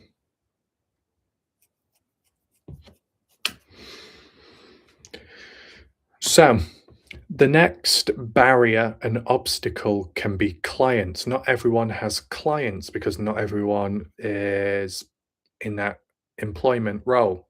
It could be colleagues instead, but let's just use clients because they can be more demanding. How can they be an obstacle, a challenge when it comes to a survivor? Because when a survivor is trying to have their own time, clients are calling and demanding and asking, can you do this? Can you do that? And yet, at the end of the day, these clients have their own lives, have their own moments, their own me moments, and yet they're not allowing that survivor to have their moment. That'll be through not knowing and not communicating. It's not expected to air your personal life across all areas, but still, trying to relax, trying to settle down. Then there's a ping on the phone, there's an alert, there's a phone call. Feels like it's never stopping, never ending, frustrating, annoying, loud, noisy, chaos. Just want to sit down, you want to relax. And there's another person demanding, wanting something which a survivor may feel they have to fulfill, even when running on low energy and low fumes, just having to push on for survival, for practical reasons, because we've got no choice, sometimes as an escape from trauma, other issues, unable to deal with it, not knowing what to do. So instead, push it under the rug, overwork, keep working, reach a burnout, tire, retreat back to the house, deep freeze, Groundhog Day, up until more energized, returning back, overworking, pushing on, escape, burnout, crash, retreat back home, recover, repeat. It sounds quite simple and it also sounds quite dark, but when it comes to darkness and familiarity, a survivor will welcome themselves more to darkness if it's familiar. Something familiar, even if it's not good for them and hurtful, if it's easy and simple and they're used to it, they'll stick with that routine. But when it comes to a relationship, a new partner, a survivor may be trying to branch out, to reach out, to build something, and in present time to try and rebuild it back or to reach out to come close to again. But clients can get in the way because of the noise, the background, the commitments, the demands, and it can apply more in a way during a deep freeze. If a survivor reaches burnout or a psychological severe breakdown, a depressive episode, whatever it is, it can lead to the inability to function normal. What was once a functional freeze on autopilot, that can't be done anymore. So what may happen is not being able to do much. And if paired with toxic family, such as recuperating, recovering, taking a long time to recover, to build back strength whilst possibly resting in bed, but toxic family about, don't give that support, care, or validation. It's more insults and sly digs, which does not speed up or help the progression or the recovery. It actually makes it harder for the survivor. With the clients in the background wanting stuff and demanding and asking, and are you available? The survivor is simply not available, possibly unreachable. But those notifications, those pings on the phone can be very overwhelming. And a survivor could feel like it's just one more of a person I'm letting down, one more of a person I can't give to or be the person that they need me to be. So it leads to a self-reflection in a negative way where the complex PTSD kicks in, feeling broken, no use to anyone, I don't deserve anyone. And it's a loop. So it feels like it leads to the loss and denial of support, the loss and denial of love, the loss and denial of comfort, the loss and denial of simply someone to talk to, and feeling they can only have it when they're 100%. They can only give back when they have that energy. And sometimes what may have happened for the survivor before a new partner relationship, what was given back in double time, over time, quadruple time, it's like repaying an emotional debt, not just financially, which a person could find themselves in, but an emotional debt. It feels like so much time has passed by. I have to work harder now. I have to prove it to myself now. I have to make it up to all the people that I couldn't be around then. I have to work harder, double the hours, double the time. All that does is sets the survivor back up to another crash, burnout. It's a vicious cycle. So that background noise from clients can add to the pressure to return back, but not when fully recovered, as example. Back then, when a new relationship was about, a survivor trying to connect with someone, but then the phone kept going off, a phone call here, phone call there. Sorry, I've got to go, got to be here, got to be there, got to go elsewhere. I'm a busy person. Understandable, but maybe deep down the survivor was pissed off with all the noise around. And it's okay to be pissed off, frustrated. I sense that there could be a person frustrated deep down within, ready to reach in, to open up, and then there's a noise. You kind of see it as a symbolism Not directly in real life, but more so in TV shows or movies which can represent this situation in a way. You could have a scene where a couple are starting to suddenly connect or click, and it's that moment where there's a camera angle change up and both people are about to lean in and kiss, and then suddenly there's a bell ringing, there's a phone ringing, and then it's denied of. Once again, ruined because of the presence of other people, ruined because of life, and it can be frustrating, it can piss people off, especially as survivor, as trying to build bridges, rebuild their heart, connect, or reach out with everything else around, trying to pick up the pieces. And these interruptions along the way kind of delay, slow down the progress, which a survivor may be frustrated by, but they may not always show it because they've got to still act professional and be the person who they present themselves as. That can happen. Just like a little roadblock, a little challenge in the background, even when not able to work. It's that noise in the background, knowing, oh, I've got to do this for that person. I can't let them down, or I'm letting them down. I feel like a bad person. It's like a loop in a way. It can be very challenging. Now, another challenge can be the trauma bond, as in what happened in the past with a past relationship, the fears and the worries of that weight carrying over into a new relationship, a new partner you may know of, have been around previously before this crash, this silence, waiting for the other shoe to drop off, as in the trauma bond way back then was a person shows up very kind, nice, caring, attentive, remembers details, promises a lot, positives in the small moments and the big moments, but doesn't always deliver, more so delivers with pain, hurt, and abuse over time, repays, apologizes, tries making it up, and then repeats it over and over again with a bit of gaslighting, verbal coercive control, making it seem like the world shuts, comes closed and small, convinced. The survivor is convinced there's no one else out there, no one else will have them, no one else will support them. If that was paired around the time of when toxic family members acted that way too, it kind of validated it in the survivor's mind as the walls close in, no one to talk to or speak with. That trauma bond, very isolating, can make someone very vulnerable or at least feel that way.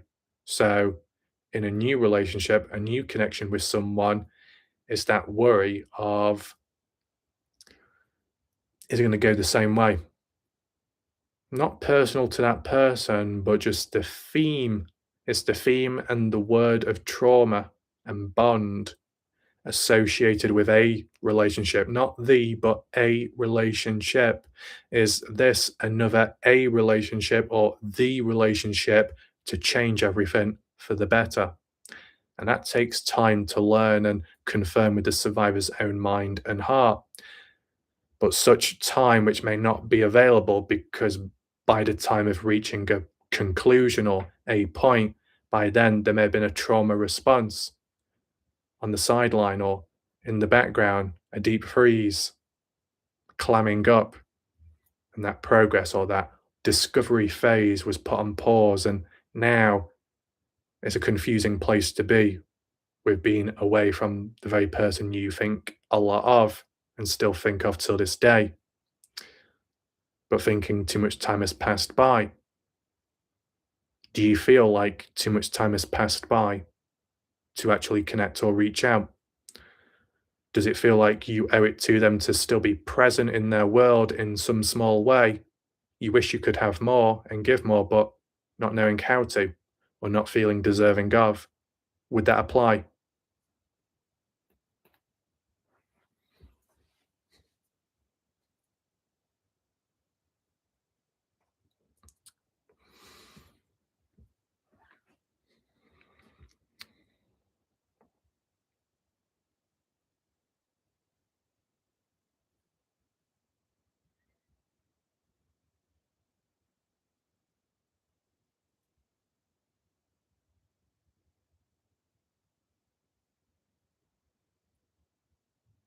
I'll just stop for a moment just to allow things to simmer in. I hope that the chat is working and everything. I've not seen any emoji reactions yet, so I'm assuming everything is okay. I'll just double check second device just to see if there is any issues with connection or anything. There might not be, but just to be safe.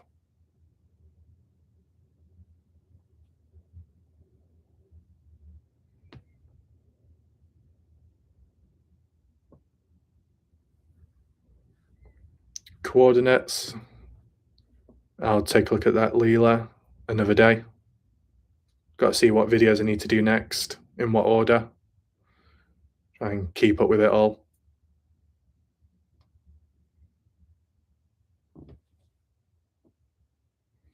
Right, let's just take a look on here.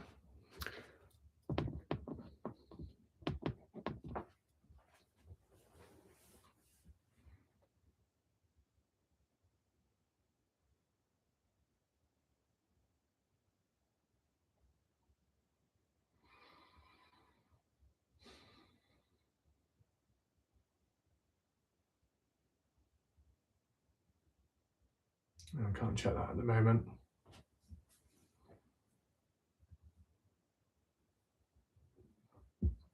Yeah, I remember seeing that. I'll have to search for it. I remember you gave two sets of coordinates, didn't you? I did two sets of coordinates in completely different areas.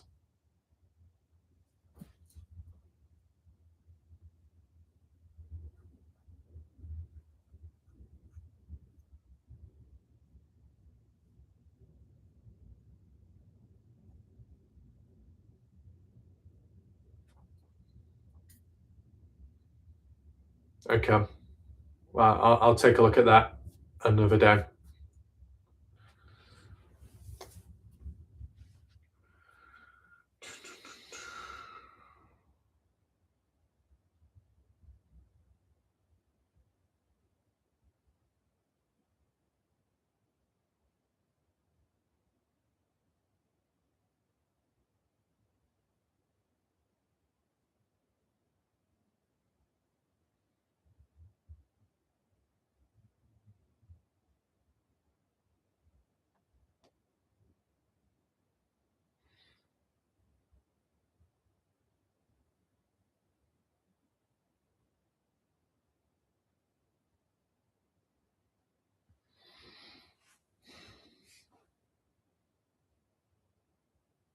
Hmm, interesting. Okay.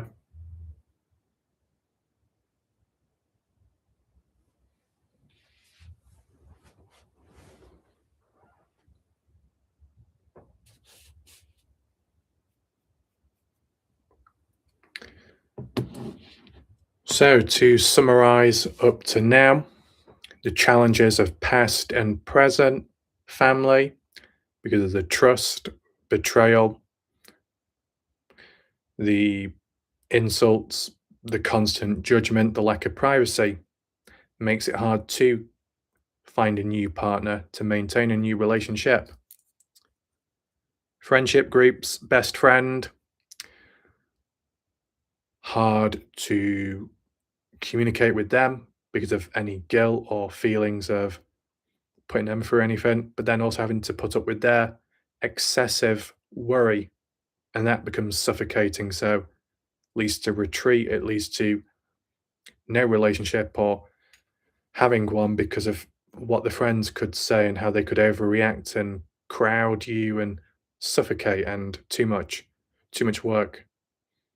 Clients always nagging in the background, breaks up the flow, breaks up things, gets in the way, adds to the pressure to performance and adds to the pressure during a paralysis. Trauma bond, past partner, the trauma bond that carries to the present time of waiting for the other shoe to drop off and worrying that the actions of this new partner, this new connection is all good, but how long will it last? Waiting for it to stand the test of time. The consistency and frequency can be broken up and fragmented. If there is a deep freeze in between or withdrawal, it's hard to trace and track if that person shows up when they don't have that place to be able to show up anymore because Survivor has shut out everyone. So there's no way to communicate or to demonstrate the consistency. And it makes it hard for the survivor themselves too, in being able to figure out what's going on. Survivor's guilt itself, touched upon a bit earlier, the weight of disrespecting the past, disrespecting someone who's no longer here and feeling tied, bound to them on earth and not being able to move on. End of the day, surely they would want the best for you to be happy in life, whatever that is. If they're truly a good person, they would want the best for you. If they were a questionable person, a bad individual, maybe you can't look to them for that secondary blessing or closure, but you can to other people, whether they're present or not, the very people you look up to, the very people you hold close, what they would want for you. In some situations, not for everyone, there could be a certain parent a survivor thought very highly of and would always listen to and respect in opinions and secondary opinions. And in this case, whilst they're not present, not available in whatever way, you've got to be true and honest to yourself, as in positive influences. What would a parent want for you and hope for? And what have they said in the past, which was positive, which should still apply right now? They may not be here to say it, but the memory carries on and still should hold that weight. That those that aren't present are still there to fight in your corner. It may not be physical, but it can still be there. The trauma response, deep freeze itself, can obviously be an obstacle which creates that separation in the first place, and the isolation. That's like the overall struggle when shutting the world out. And then health as well. Any health related struggles, could be breathing, could be asthma, could be movement, could be hay fever, it could be a variety of different things, which a survivor feels that that's what makes them less of a person or feels less or not on par, on level, adequate enough to be in a healthy relationship when they don't think or feel physically healthy. But should that have to be the determining end factor? Does it really have to be? Surely there's more to it. Because if a relationship is supposed to be real and not shallow, well, then you should be able to look beyond that and remind, as the survivor, it's not the end. There's other ways around it. So, this was just to highlight the agencies of control, all the different areas which can play in a survivor's life in the background, back then, and present time. If there were any questions, you can always leave it in the live chat and I'll try and respond back. But I have reached that point where I've said just about everything that needs to be said. So if there's any unfinished business, or if you want to try and communicate or let me know anything, even anonymously with the buttons, you can do so if that's what you want. But I'd say I've reached a point. What I'll probably do shortly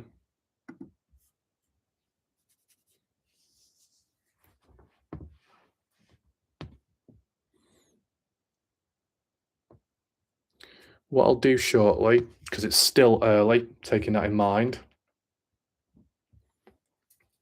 I probably can do it for another hour. If that's something you'd like, I can do it for about another hour or just a bit under. I'm naturally going to do a countdown anyway right now, just to gauge if people, are still present.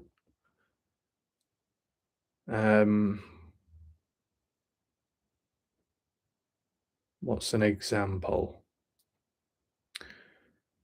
Like if you're truly happy and satisfied with this stream and everything that's been said and covered.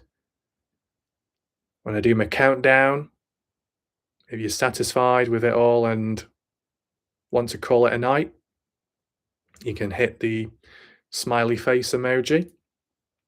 If there's a bit of unfinished business or want a little bit more perspective elsewhere, or as best as I can, if you don't want the stream to end just yet, you can use that surprised shock face if that's what you want to.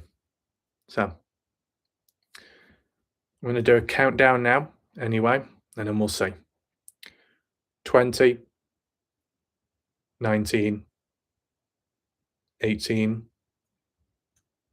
17, 16, 15, 14, 13, 12, 11, 10,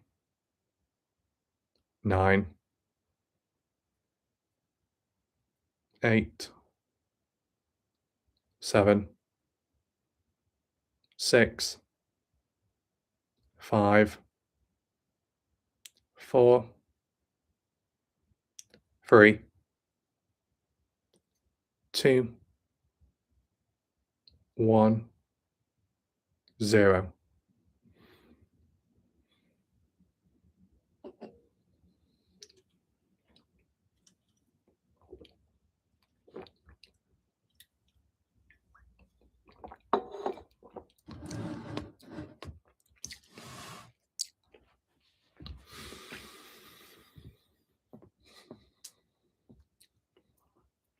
I would sense in some situations that sometimes a survivor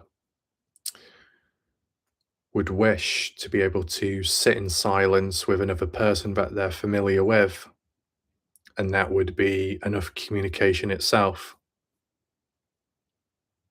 no matter the environment that one is in. Hmm.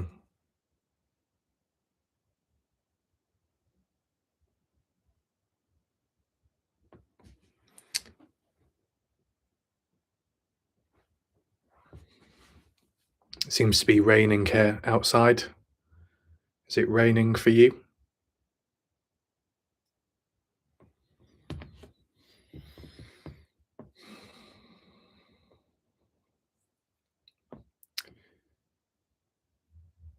With everything that's been talked about tonight, and oh, what's this? No rain? Okay. With everything that's been talked about tonight, every little detail, every little area, if there's anyone watching in the background, if it is a little bit too much, you can let me know with any of the emojis or whatever. And we don't have to do too much right now. If you need to catch your breath, if you need to process what's been talked about, if anything that has been highlighted or mentioned has activated any feelings or memories within.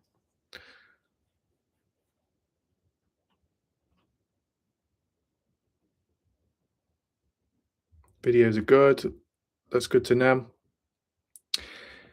I don't know how many people are watching because I don't trust the live counter, because I noticed it recently, Leela, when I was doing a live stream. At one point, there was one person watching. I think it was Maddie, as you see up above. And when they were watching at the time, it said 2 people are watching. So I just assumed it meant me because I'm technically watching my own live stream because I'm here. And says 4 people. Interesting. On my screen, it only says that there's 2 people watching. So when I see that, I'd be assuming, oh, it must mean me and you only. So confusing. Now it's updated to 4 people are watching. I mean, some people come and go. Some people will click on watch for zero point 0.5 seconds and then leave. Being honest, what's the point? I don't get, you know, why people would come, join, watch, and then just back out immediately. It's like, well, what you see, the thumbnail, the title, and the description, it's self-explanatory. If it's not to your taste, if it doesn't apply to you, if you don't like it, then why even show up in the first place? You know what I'm saying? It can be really weird at times.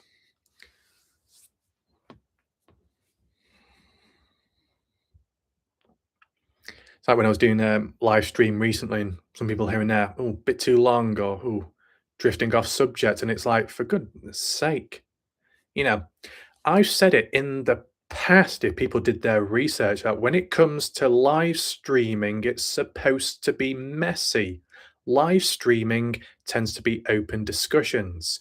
It's live, it's in the moment, it's not perfect, it's raw, and there's breaks in between, there's distractions in between, answering questions, providing answers, etc. It's not polished, it's not supposed to be. It's not supposed to be a presentation, it's just conversation. So it can drag out. It doesn't have to be focused, it doesn't have to be linear. You do live streaming yourself, that's good then.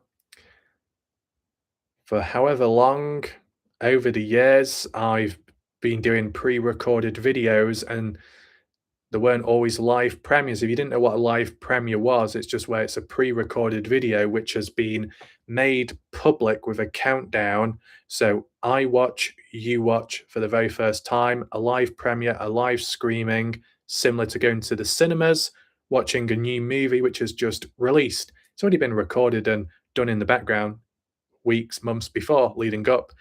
And now it's time to watch live with a live reaction in person.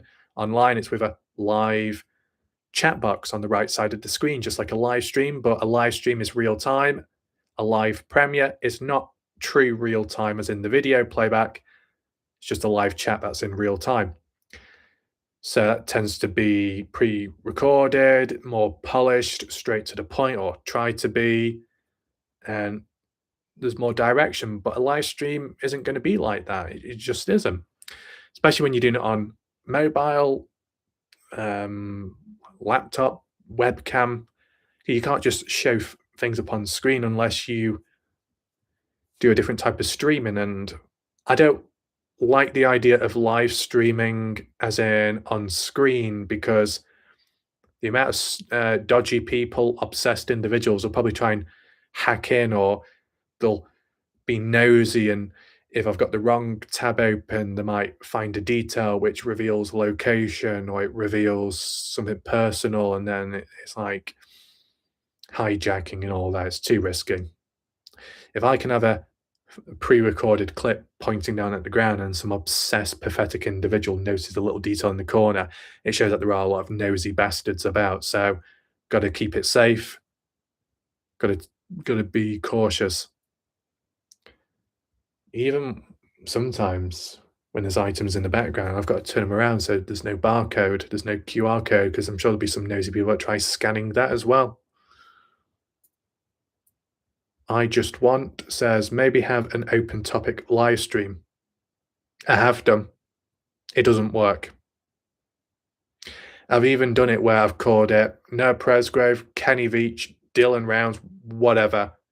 3 separate big cases, all come, all welcome. It doesn't work.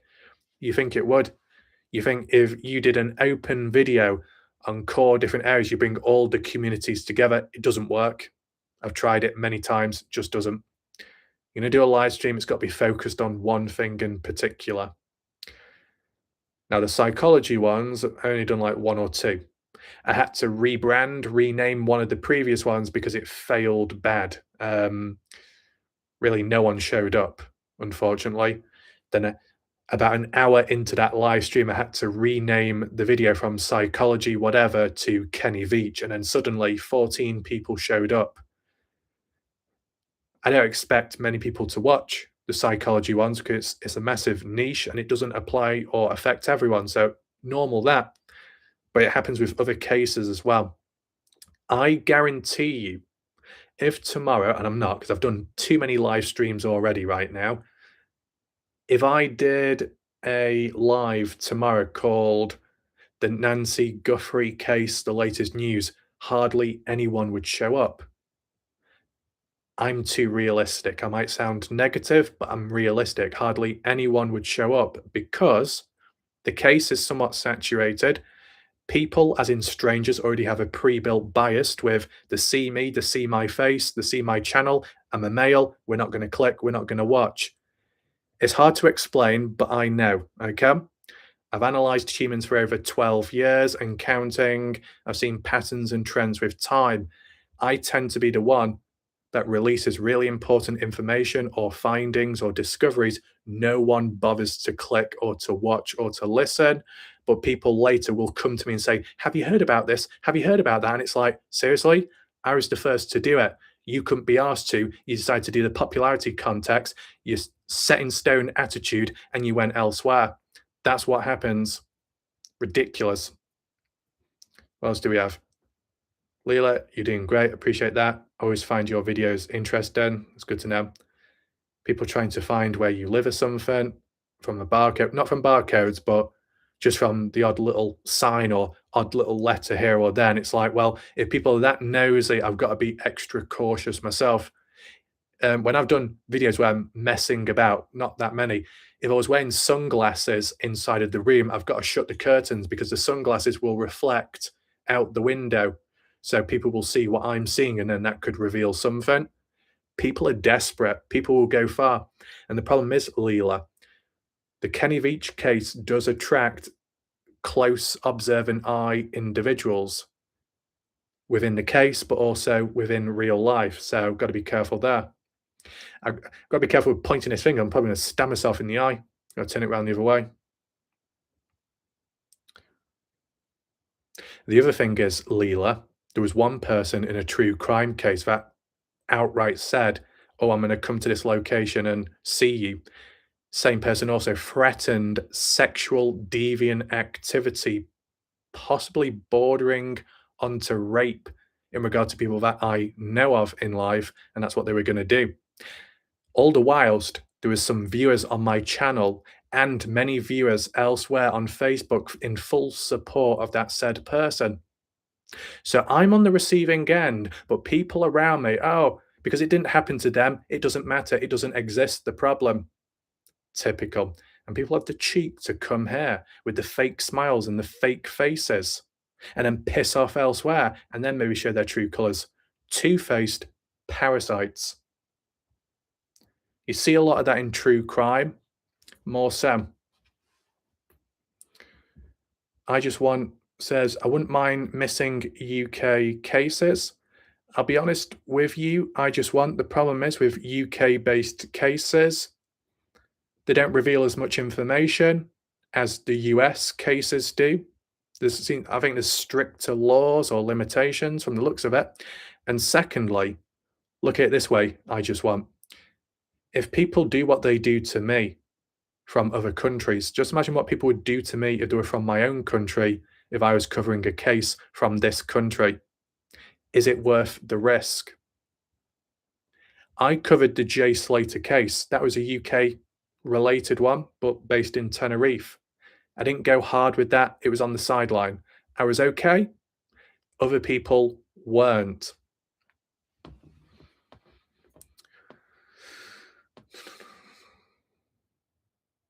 Leela, I had a stalker once. It's horrible. Leela, you ever have people recognize you on the streets? No. No one has ever recognized me or known me as a YouTuber in real life. I am a ghost in life. Some people don't have anything better to do. In my experience, people have better things to do whilst multitasking and doing negative stuff. You're a good person. Appreciate that. Canadians are nicer. Try Canada. I don't know if I have come across any Canadian viewers, probably, but probably in the background. Because not everyone says where they're from. I don't know, maybe I could just check for a laugh on the statistics in the background. Let me just check quickly.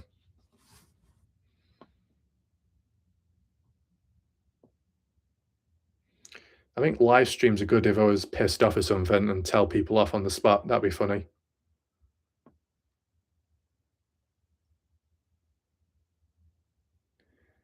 Dutchies, is that like Netherlands? We like good crime stuff. The other videos you share, like this one, I can relate to.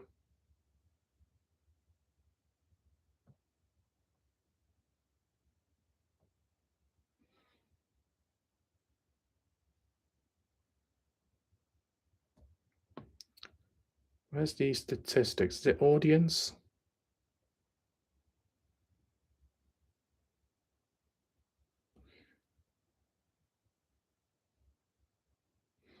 Geography in the last 28 days, 33% of viewers are from the US, 9.8% are from India. Fuck's sake, where's United Kingdom? Where have those people gone? A website called Canada Unsolved. Oh, interesting.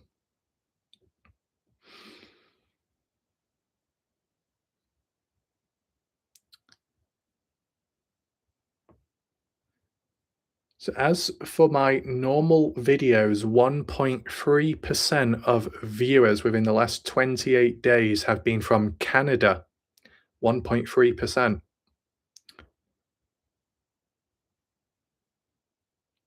0.2% are from Nigeria.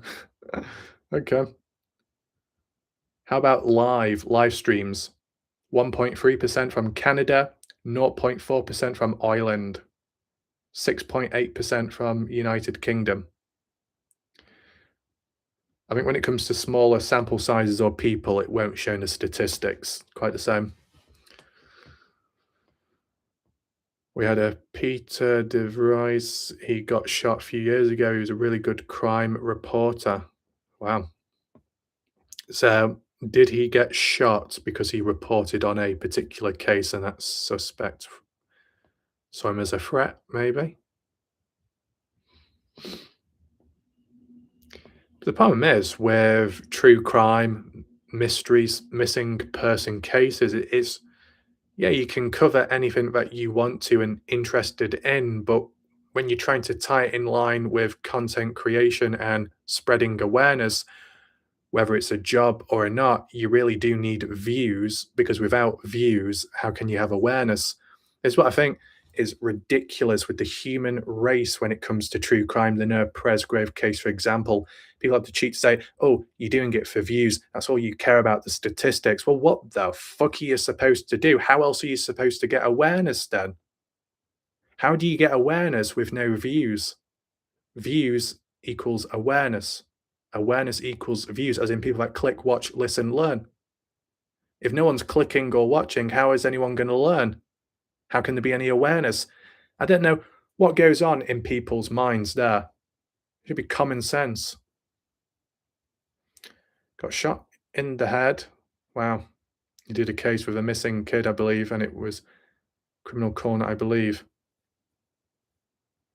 Asked if he wanted security. So maybe if he had security, it would have been a different outcome. Hmm. What time are we on? Okay. Well, I hope, as for anyone as well, anyone else, any other people watching in the background quietly, I hope what's being talked about helps a little bit and it's not caused any problems. Understandably, it can be hard to communicate during these times, but as I said, there's always that little emoji button just to share your voice if you can't in other ways.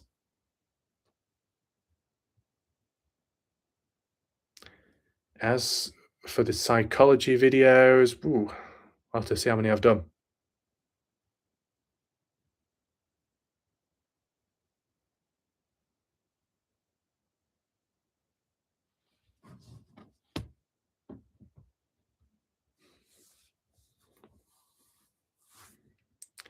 I appreciate the hearts and I appreciate you reaching out in the background. I know it's difficult, but it's good to see.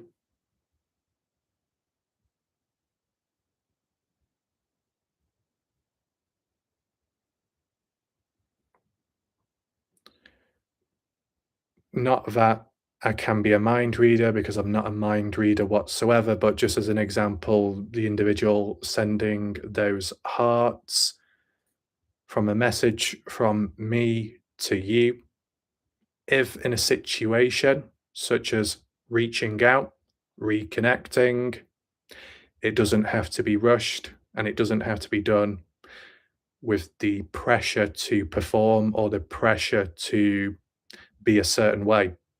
You just have to be true to yourself.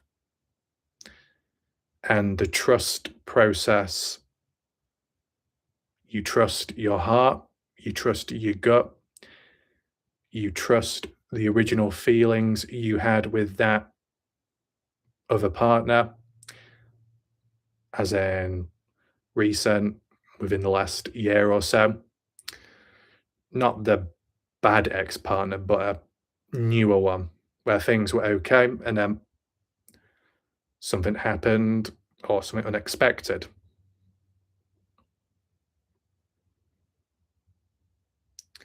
If I can think of any questions, I'll ask you, and then if you want to respond, you can. Okay?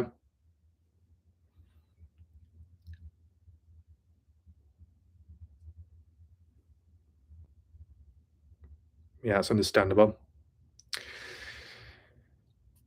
And understandably, my videos or some of my videos may not align quite with your situation, Leela, but I can only apply what I know of, which may be very specific or linear because I might be referring to reconnecting or connecting. For you, it's the very people you're trying to get away from or create distance. Well, then that's understandable. We've got 90s Kid, welcome. Just as a heads up, 90s Kid, I'm not talking about Kenny Veach tonight. Just a different focused video at the moment. Anyway,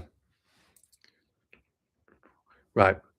Just to tie back in with what's that? With my dogs. Well, that's good. Dogs can be a source of comfort and security and consistency. They always show up. Right.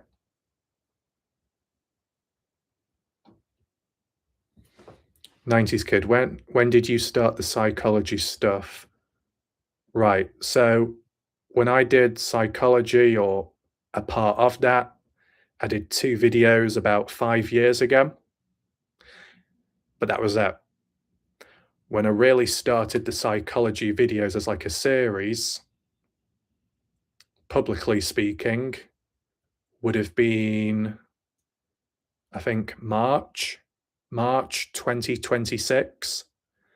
But in terms of when I was actually researching, because I was researching for quite a few months before that, I was researching from February 2026 to March 2026.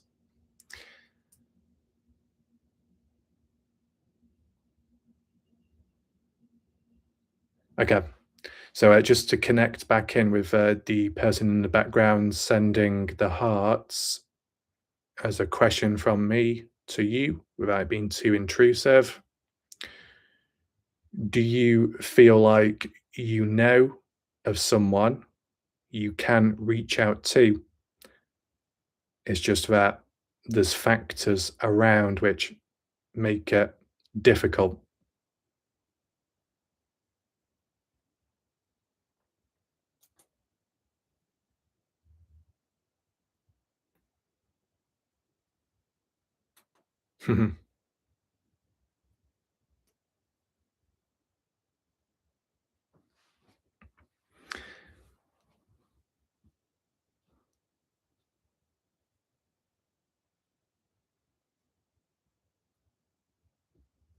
Right, okay. Maybe it won't work that.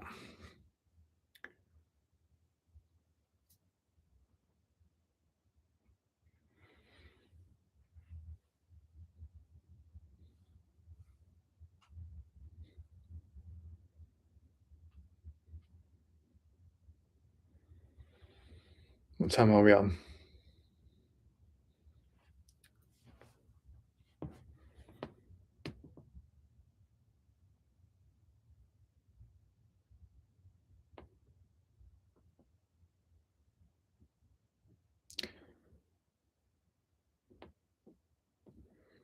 Just so there's no any just so there's no, like, any,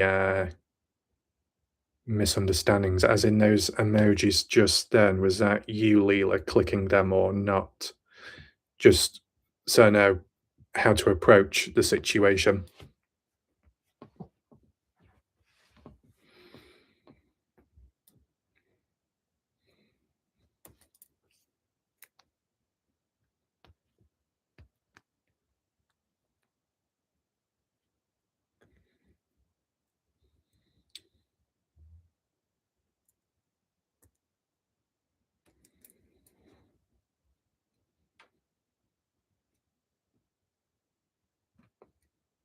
Okay.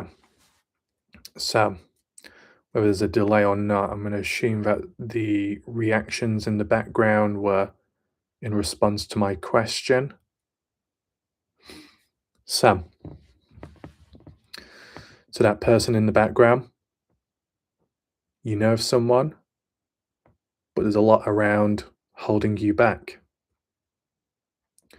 What's the best way forwards for you? What's the best way forwards to get what you want without alerting anything or anyone around?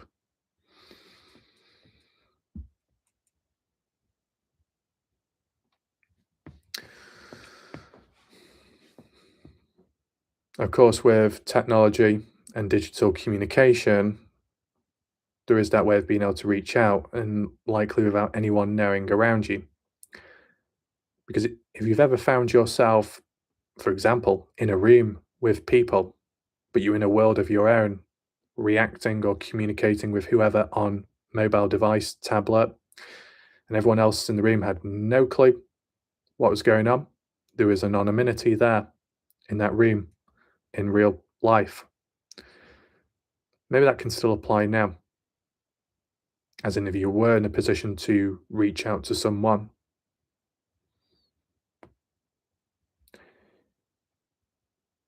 There is another way of looking at it.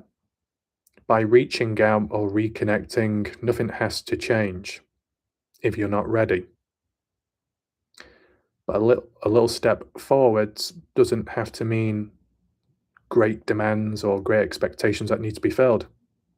It's just treated as just a simple little step forwards in the right direction if it is in the direction that you want most. If you don't need or feel the need to connect or reconnect, then you don't have to. But I said this video is focused on people in a situation where they are trying to or wanting to, but not quite sure how to. This video up to now has highlighted all the challenges to be aware of. I have done separate videos before this on my channel in the playlist, which talks about family, friends, clients, and how to deal with, ways to deal with them, ways to deal with the environment, ways to recover, ways to heal, ways to rewire the mind, so much more. I'm not saying every one of your problems will be answered by my videos, but there'll be a fair portion of your struggles which will link on to videos that I've made at some point previous and even leading up to right now.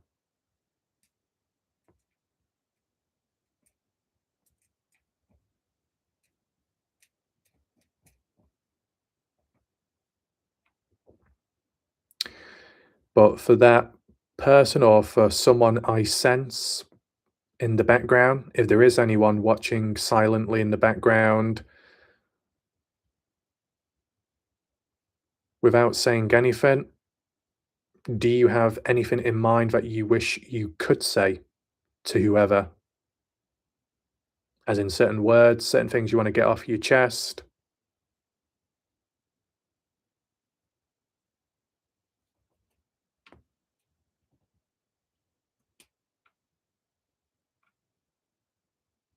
Okay.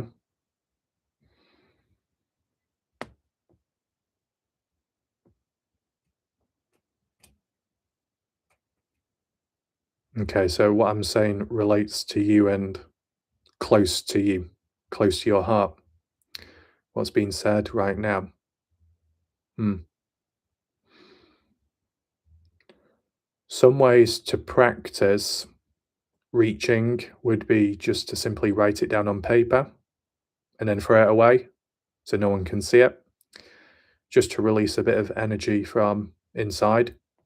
I mean, have you ever felt a time in the past where you were around that partner and there were things you wanted to say and get off your chest then? Maybe positive, maybe good, whatever it is.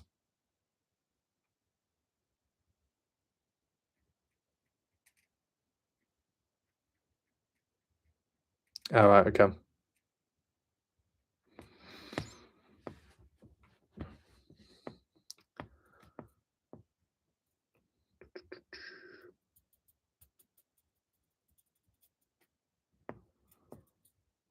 Yeah, I'm I'm not too sure if what I'm saying I'm communicating with you, Leela, or if I was communicating with someone else then. Couldn't quite tell.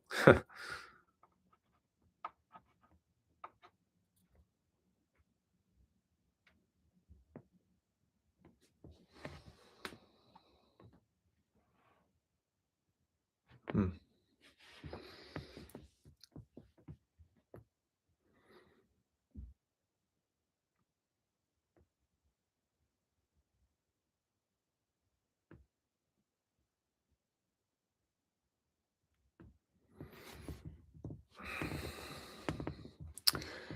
I know last time done some little experimental things. I don't know if people were there. The experimental one that I did last time was telepathically communicating, which supposedly worked. The other one was just guessing the presence of someone in the background. I think some people enjoyed that in a way.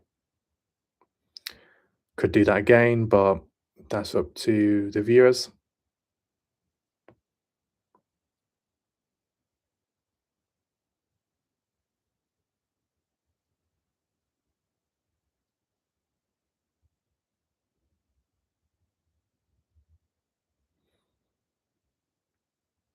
Well, besides all that, of course, there's only so much that I can say and talk about. Um, guess it's gone a bit quieter now through the stream, which is okay, but maybe things are tailing off now. So I might do a countdown in a few minutes and then see where we are. Okay?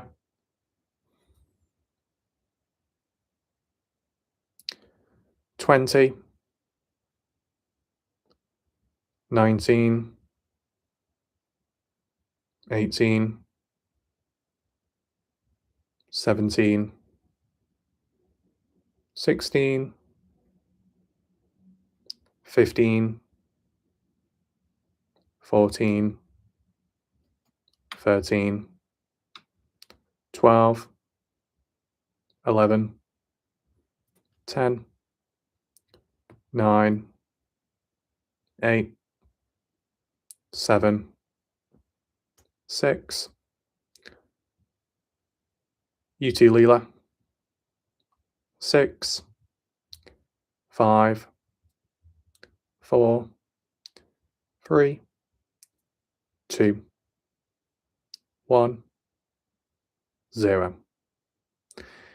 So, that all being said, might have a little bit of overtime, but for everyone else watching, um, appreciate those that did watch, who've showed up, watched all the way through, or bits on and off, and those watching in the background.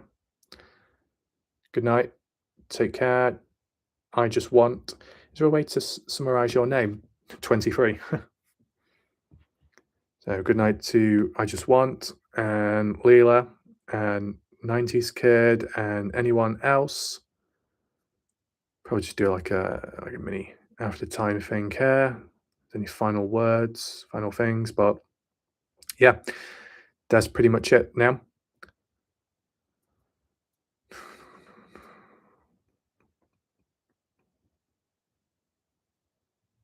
UFO stuff. Enjoy that.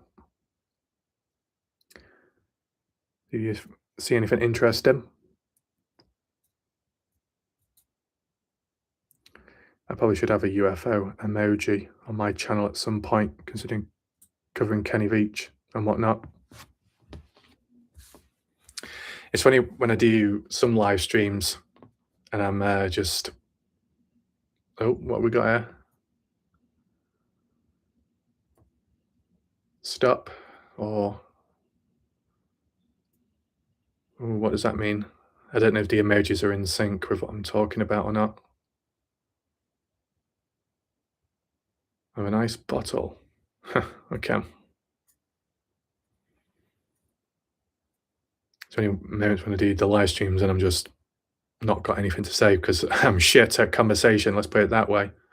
But sometimes when I do live streams, I'm just stood here like a statue. I know the odd person in the past found that hilarious when I said that line and stood like a statue and thought, found that hard to believe based on the height and build. But when you do live streams in the dark, you can just like fade away into the darkness and wait until you've got something else to say. But when in a light room, there's nowhere to hide. Well, hide down here. But there's not really much more to say, I don't think. I don't think so. Talked about stuff in the past, all the psychology videos. Let me count. Let me count how many psychology videos I've done.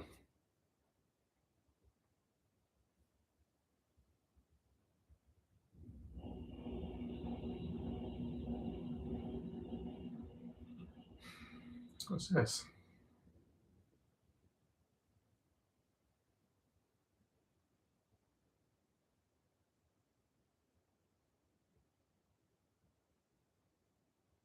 Hmm.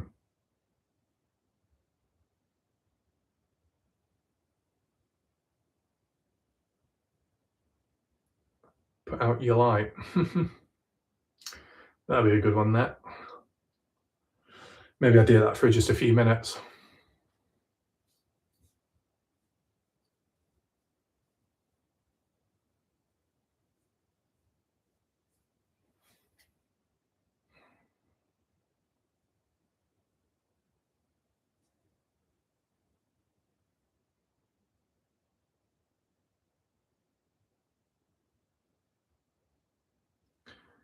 Yeah, I'll just try one last thing.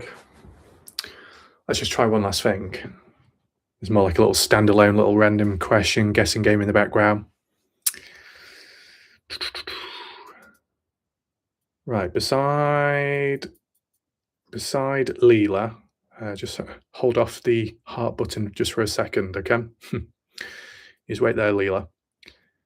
As for anyone watching in the background, trying to guess here or think, is there anyone still present right now watching who may have been around on my channel earlier? Like, I don't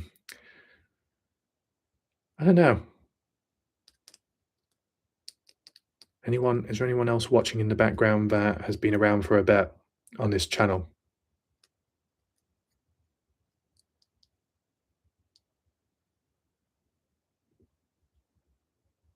Okay, okay. Let's keep this momentum going. Is there anyone in the background watching that was present back then when I was doing live streams and I was trying to keep a straight face, but every now and then, I kind of like broke character. I don't know how to word it.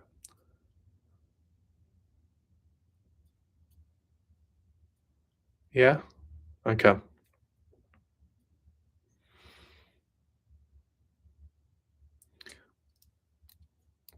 Is there someone in the background watching witnessed how my cheeks would turn a different color at one point? As in, whenever.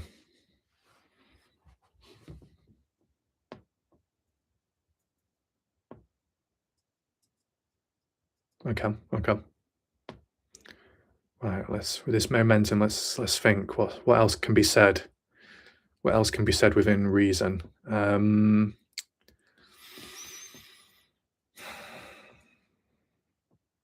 Is there someone in the background who may remember when I had a painting or a drawing on the wall in my videos?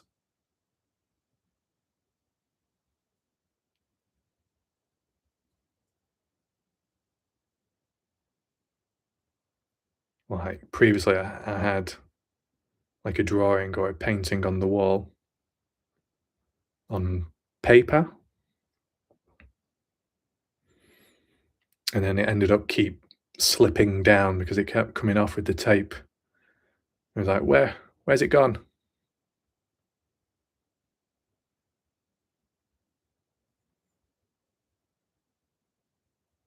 Okay,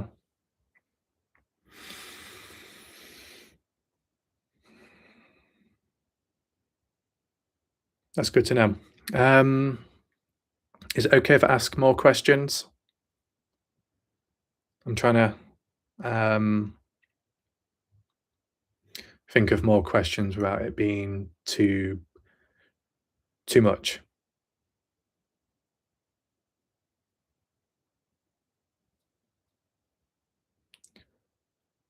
Is there someone in the chat that,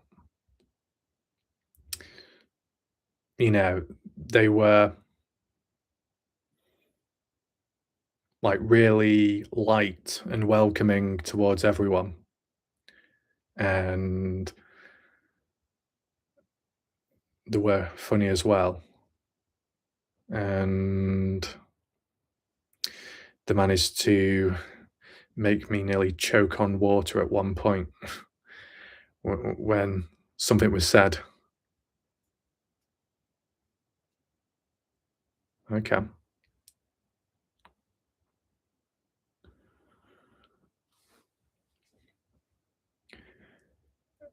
What's another one? What's another one I could think of? Is there someone in the background that remembers, was present, and enjoyed the moments where I may have raised my voice or I got a bit too close to the camera when I was telling other people off in a previous case sometime last year when it came to putting people in their place and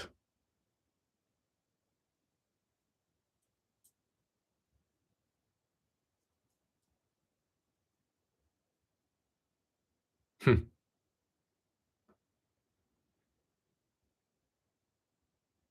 I'm just wondering. Oh, okay. Hold on. Hold that for a moment.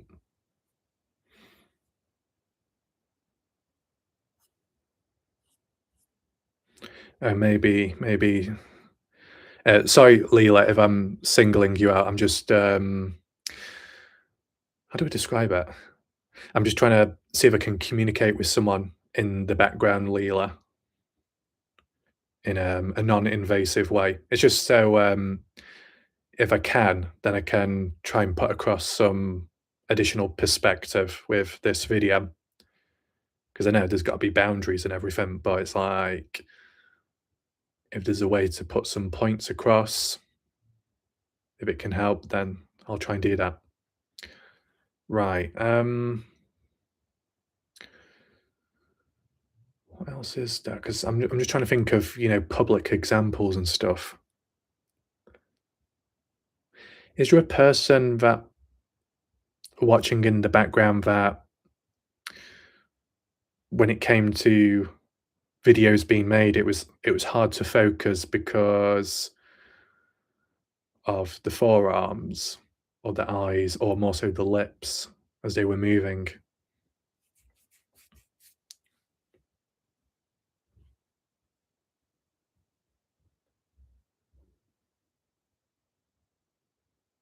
That maybe when it came to the shades and fixing Okay.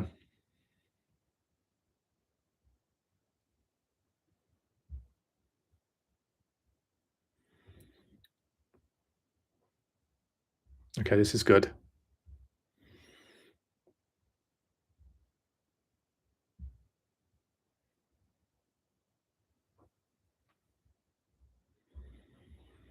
Let me just think of a few more things.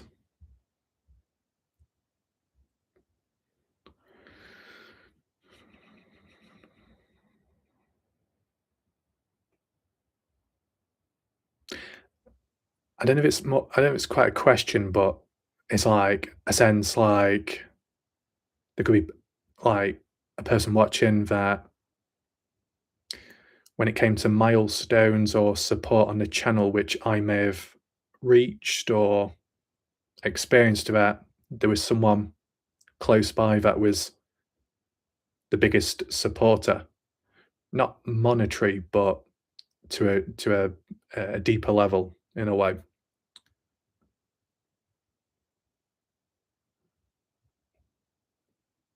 I don't know what you'd call it, like a shared experience because if you used to, think of someone or associate with someone, maybe.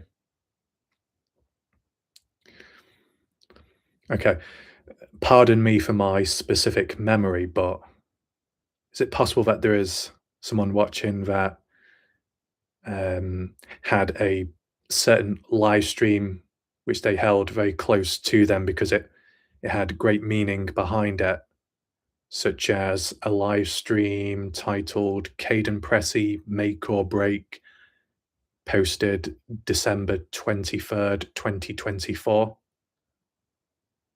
when I was in the shed, the dark shed, and I was wearing a woolly jacket with a zip, and someone or a person may have been playfully demanding for me to derobe myself within reason.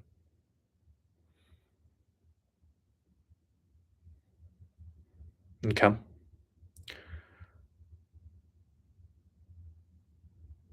What else could I think of? Ah, here's one. Is it possible that there was a time once where what I was drinking, as in water, flavored water, during a stream, another person was drinking the same exact drink and flavor as me? I think it was lemon and lime.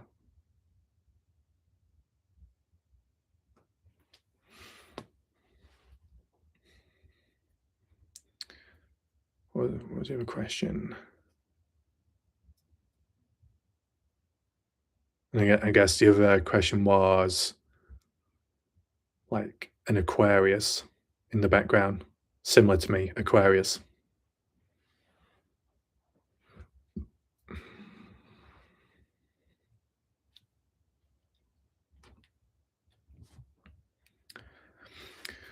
I hope the questions aren't like interrogation or anything like that. It's just a way of communicating in a way, non-invasive.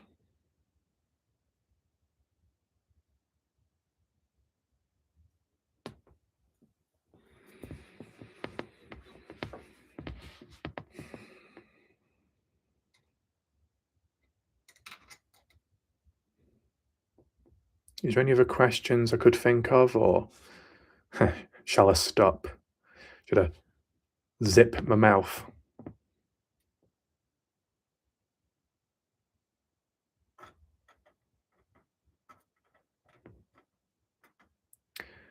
Is there a person in the background?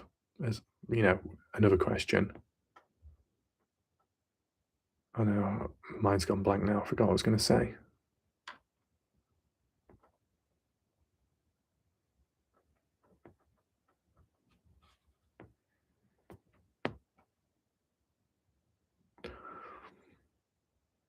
Hmm. Maybe too many questions were asked. Apologies about that.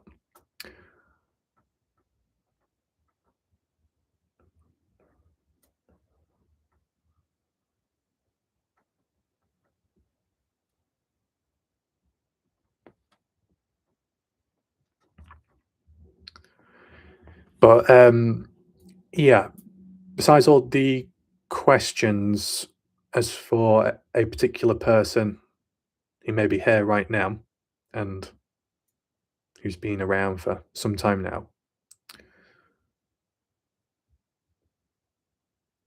like, without me opening my mouth or saying anything, could I say in my head who I think it could be?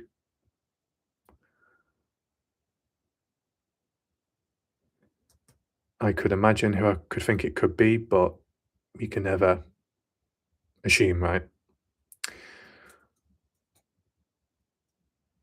Um,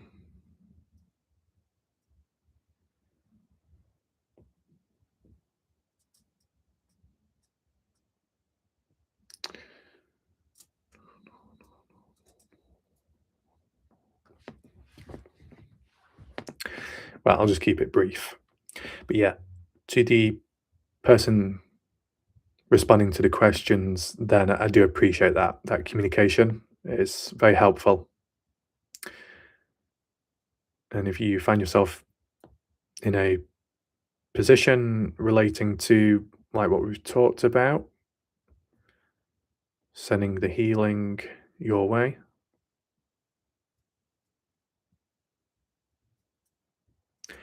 as said, in regards to questions here and there, I've got a way about it. Keep it brief, keep it simple, in such a way that no one else would know. Could have a conversation with every different person all in one place, but in such different ways that no one will know who's who. There's ways about it. Not many people can do it as in depth, but there's ways about different levels of communication, not to isolate, but to maintain the boundaries, to maintain that anonymity. Like you could be in the same room as hundreds of people. You could have a communication with just one, and no one else will know. No one else will understand what's going on. It could be verbal communication. It could be body language communication. So many different forms of communication. It can be very subtle. It can be very silent. It can be very simple. But the only question that I would ask to maybe someone in the background would be, whilst you may shut the world out, if that's what you do, has there been a time where you wish you could shut the world out, but beside someone? Shut the world out to cope, to survive, to protect, but to be able to do it beside another person. Has that ever been a thought that may have gone through your mind?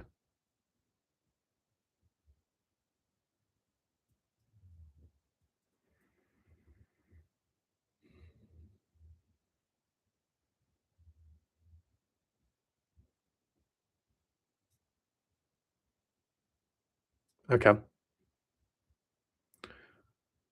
So based off that, okay. Well, look at it this way, okay? I can't represent everyone, of course. But let's just say, if you're currently in a difficult place and you have shut the world out, technically you haven't shut the world out to everyone because you're here. In some ways, you're sharing it with other people, or you're sharing it on here without, in an anonymous way, you know? So technically in real life, deep freeze, but here, not so much, which could be considered a positive in a way. That's if you're in that situation, of course. If not, well then maybe it doesn't apply.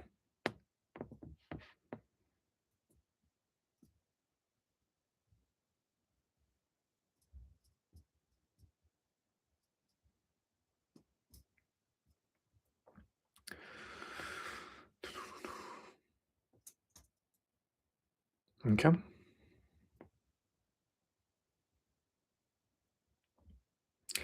I mean, this situation may be a one-off in a sense.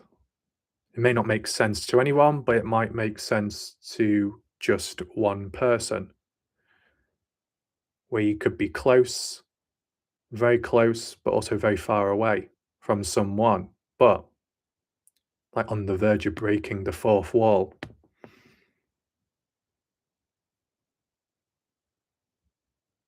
A situation like that may be very rare, may not happen at all, but might always be that one time.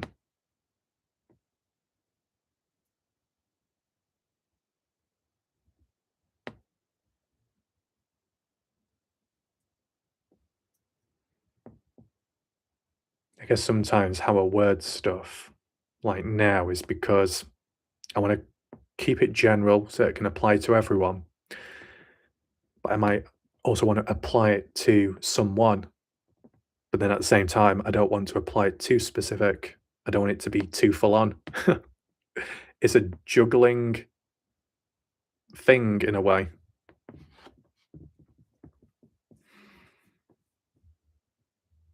But I think there might be someone in the background that does get me and does understand.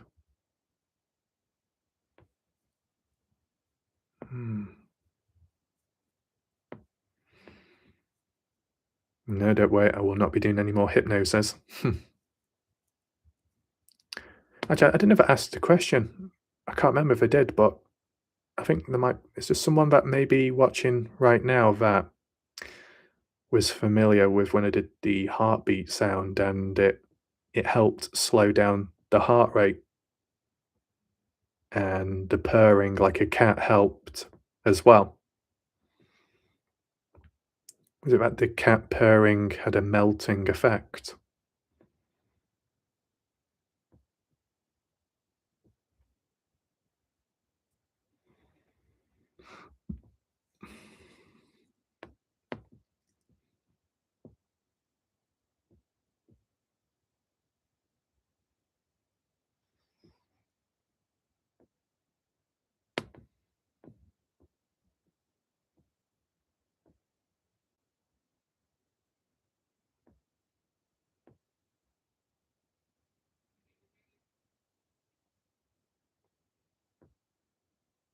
Okay.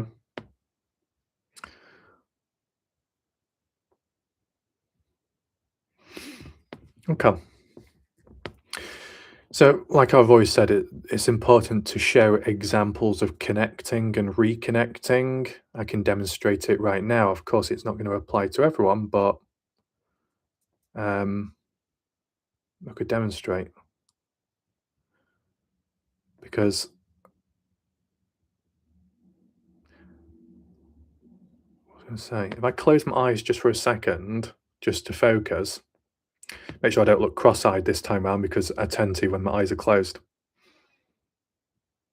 To show a true sign of connection or reconnecting can be just through sound, voice, words, touch, silence. And if there is someone watching right now that relates to that because it was once like that previously, like with the heartbeat sound, the purring, it can be demonstrated right now.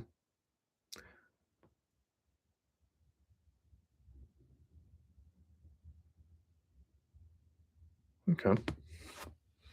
I don't know how it would pick up though on the mic. If it would be loud enough or not. Let me try.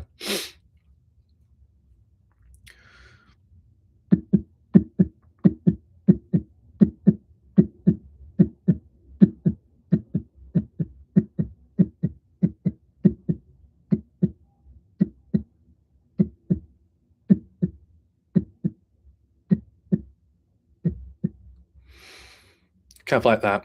It might not work that well with the audio, but sometimes it can.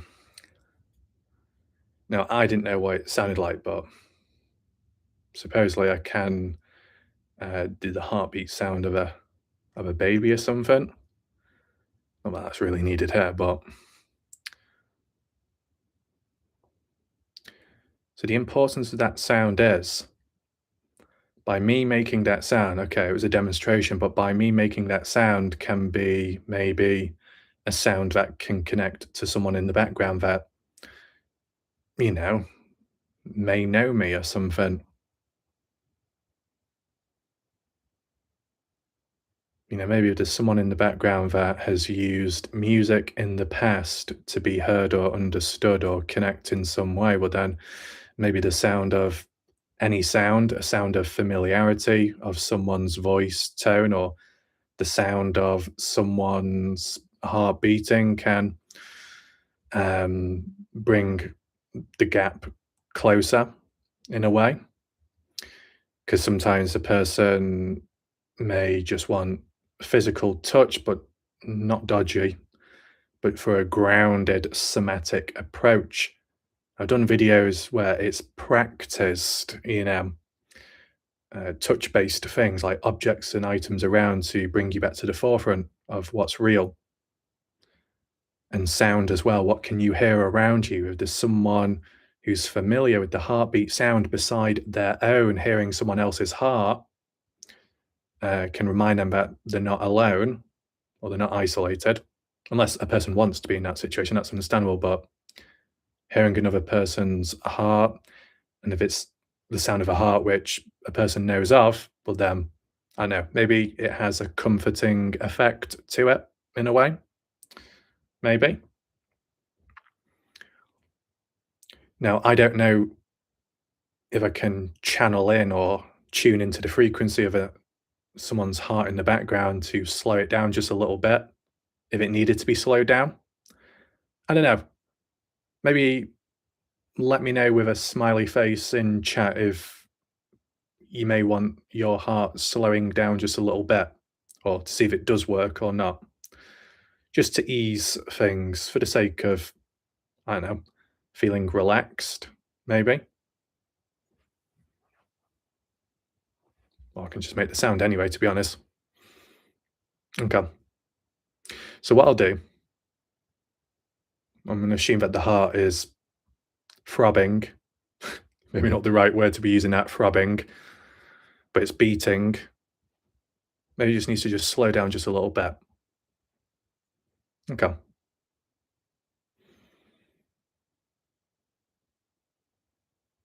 I'll try it now. Go something like this.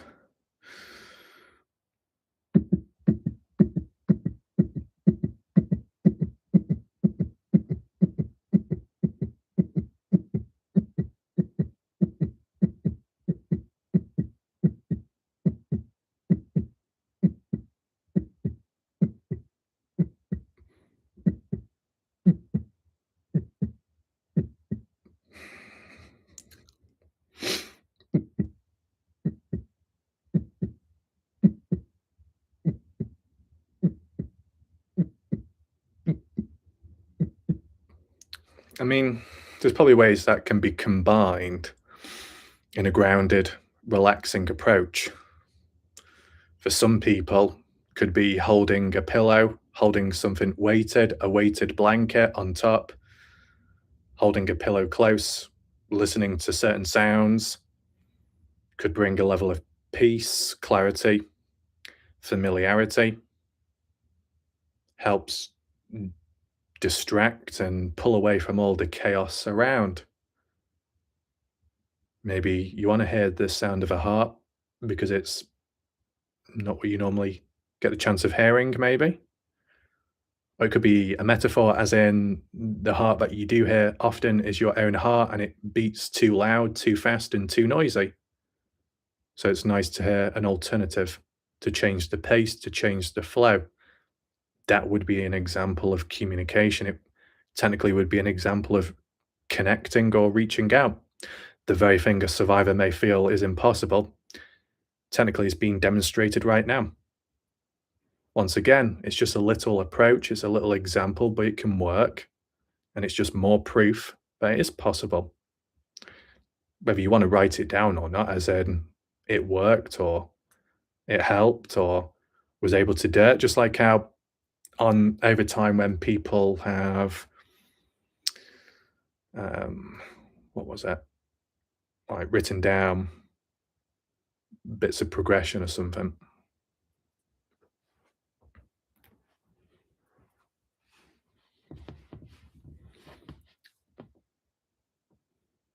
Actually, this is kind of like an interesting full circle, this. I've just thought of something, it's like a full circle. I'll, like, suggest it now, but I don't no one's gonna know. Only one person would get it, to be honest, but the full circle would be that maybe sometime in the past where I may have said during a live stream, "Can I hear your voice? Will I ever get to hear your voice?" And that's what happened. In this situation now, a person quietly could be thinking, "Will I ever get to hear someone's voice or hear something from the other side?"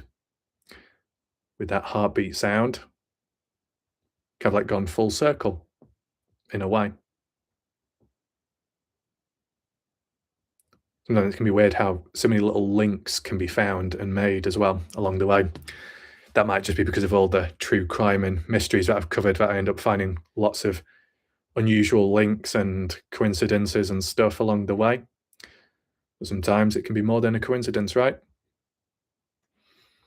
Um, Anything else I could say or suggest? I wonder if I should do the cat sound.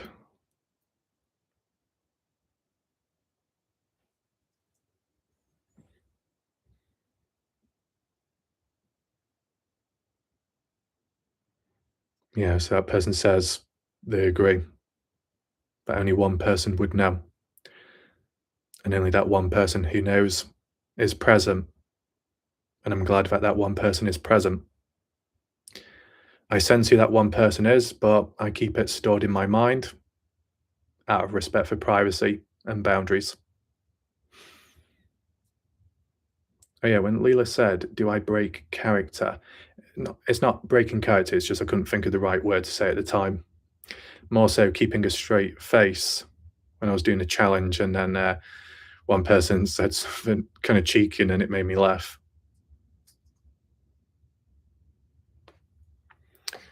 Right.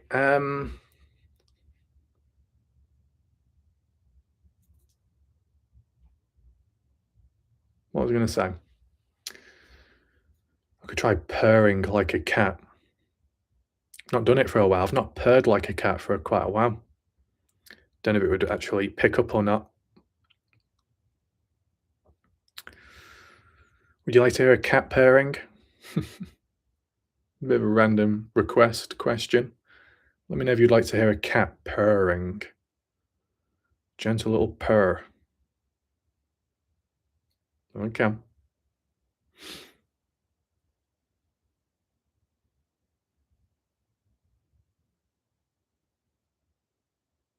I'll do the cat now.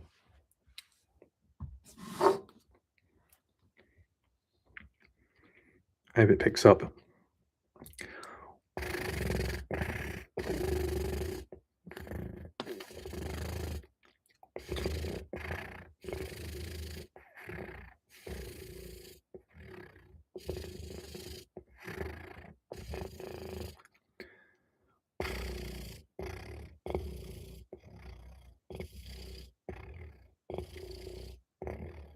Something like that.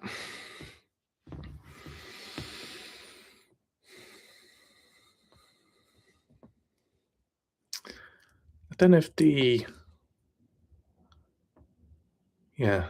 Okay, so it is in sync then when I do the sounds and stuff. That's good. I know maybe the cat purring is like a melting effect in a way.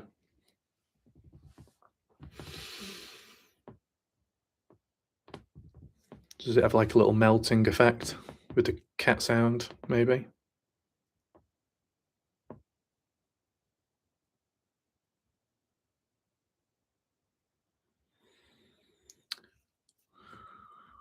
Yeah, well, that's good then.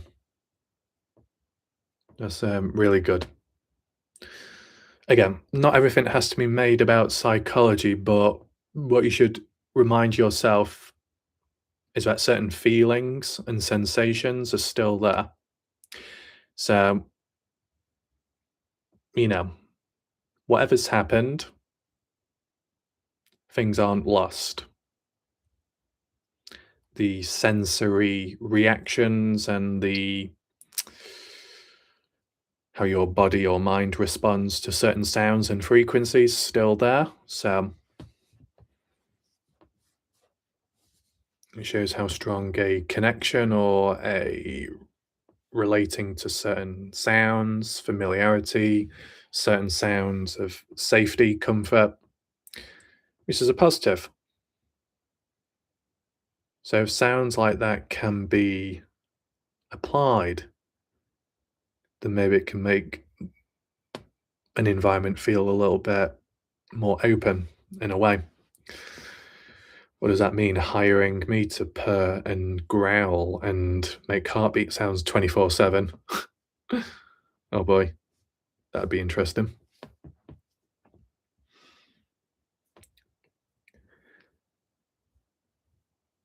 I don't think I can purr and make a heartbeat sound at the same time. I think that's impossible because one requires a throat that and that.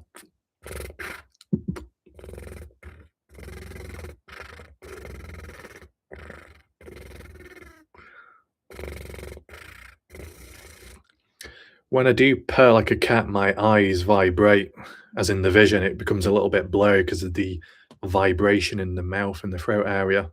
Kind of crazy that.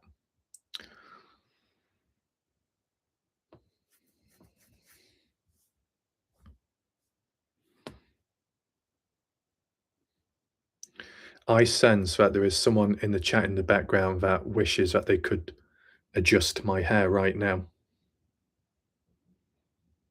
Yeah? Half man, half cat. Huh. Yeah. It's gone all curly. Damn.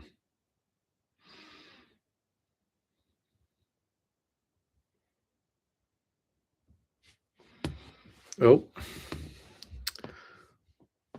okay. The hair. Okay, the hair. I'm sorry. I'm sorry because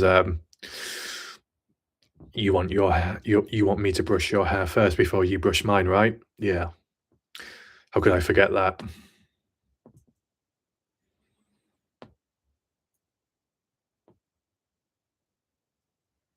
Wall-like cat. Meow. Where's the cat woman at? Is the cat woman in the background? Hmm.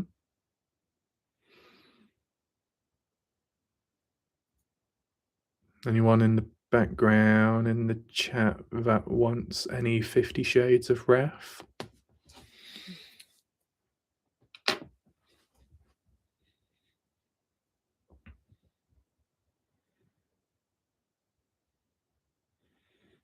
I mean, I can bark like a dog, but I'm not going to be barking right now. But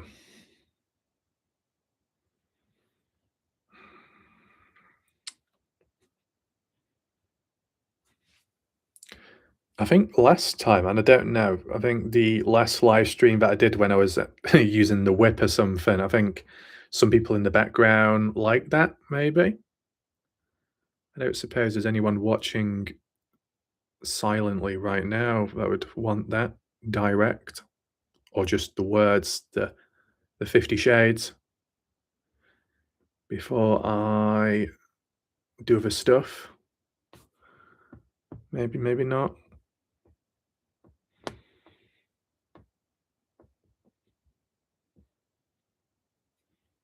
Okay, that's fine.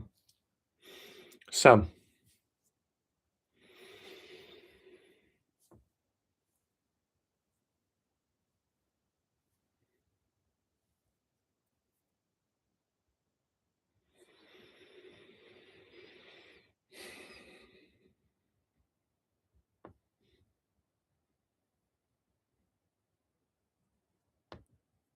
oh, oh,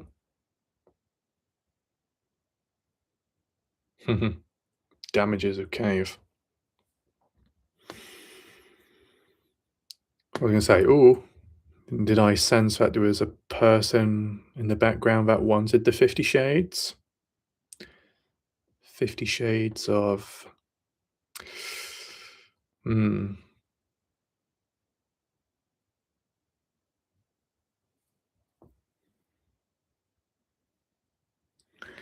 I sense that there may be someone watching that took quite a great liking to the 50 Shades videos way back in the past. The Wi-Fi box. We had a few occasions there. I sense that there was someone in the background that had said that my aftercare needed to be worked on a little bit, that there was room for improvement. Is that Sam?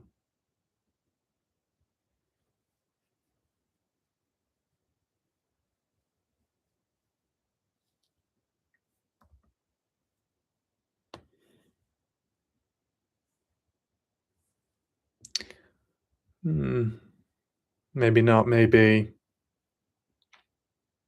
it was adjusted.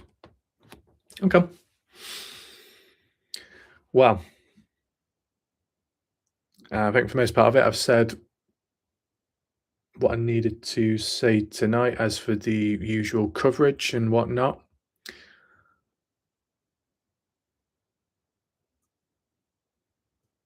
oh, okay. Is it possible for me to incorporate what I sense within, who may connect and sense with me quietly in the background? Is it possible for me to do 50 shades of 50 shades of reconnecting? Oh boy. Yeah, okay. What shall I refer to as the person in the background? Do I refer to the person in the background as Lady S? Is that a suitable name?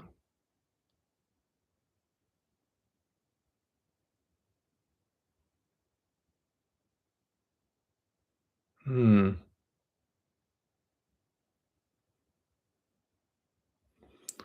What name? What name exactly?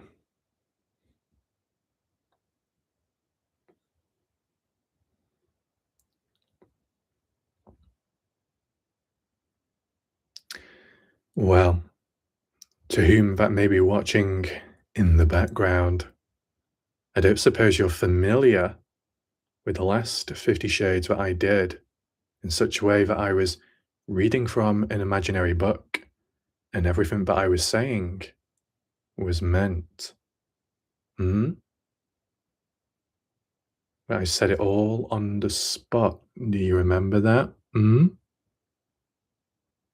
Do you remember?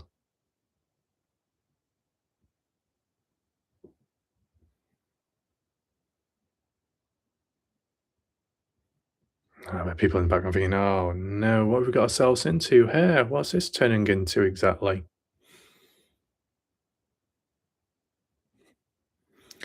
You know what? I probably should check secondary device just to see if there is any delay.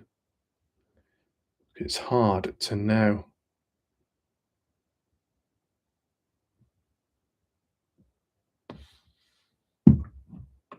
There for a second.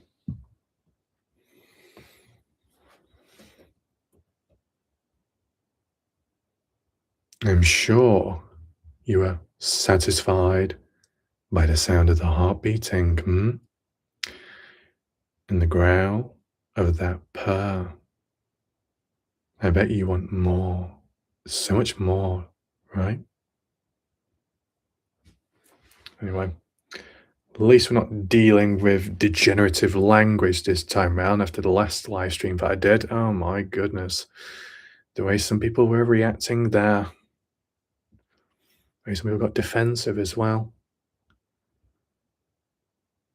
I mean, I see it on TikTok as well. Such degenerative language. Oh my god. Such a decline.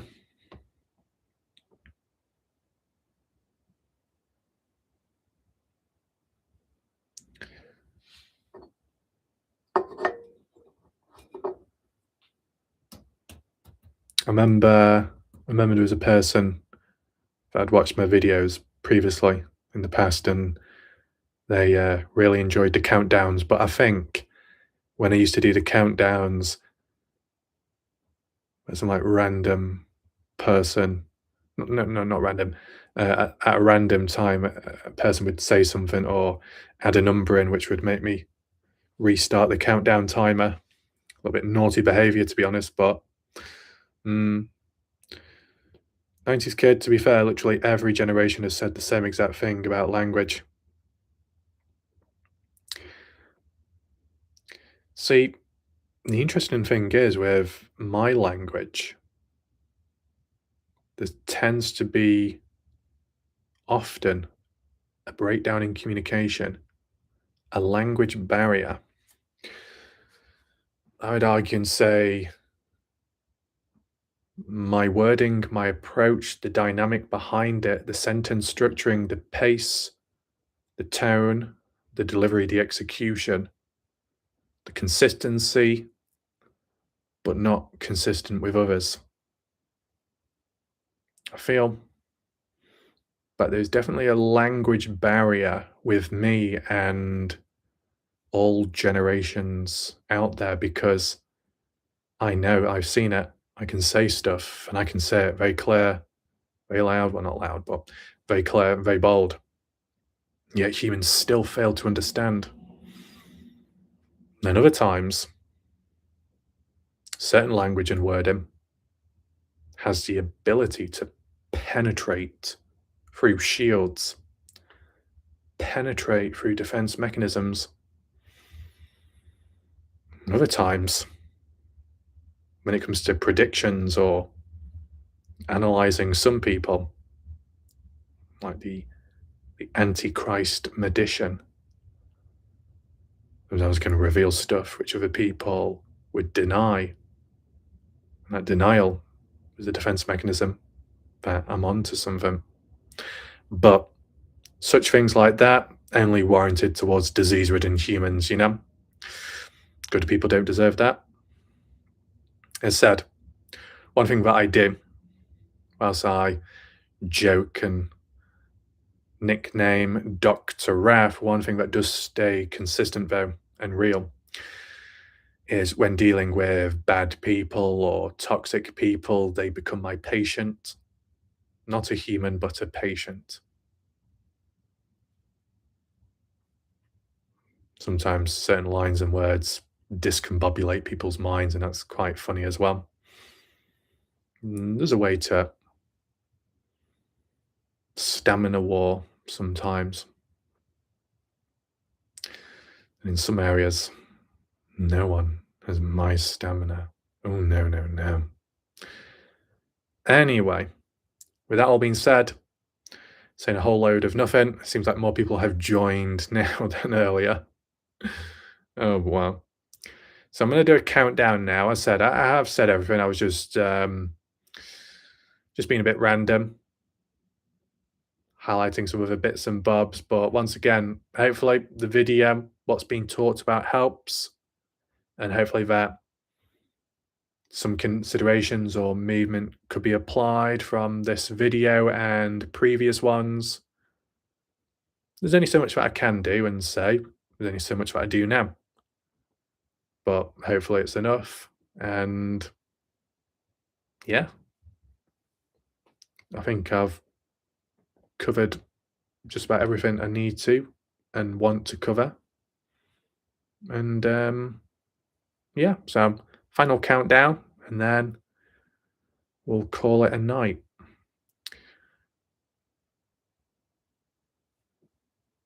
20,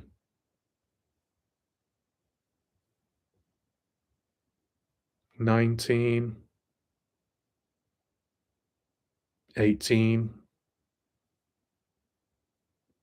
17, 16, 15, 14, 13, 12, 11, 10,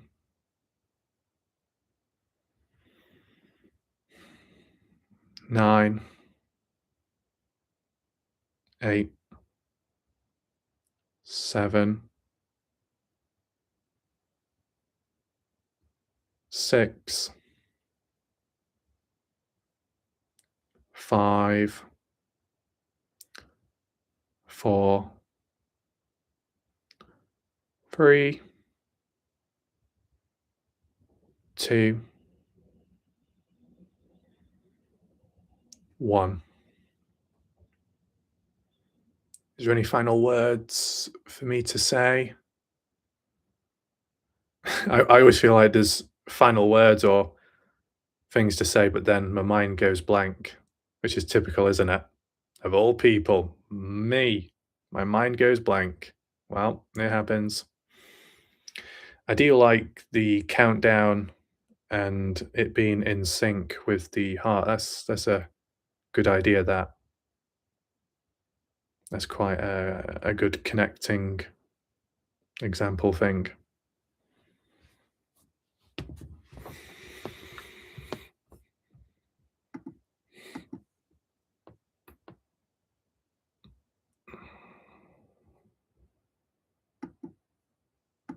Then the cats.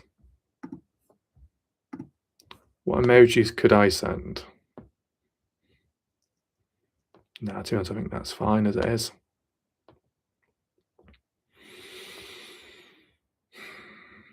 Which cat are you? The black cat or the ginger cat?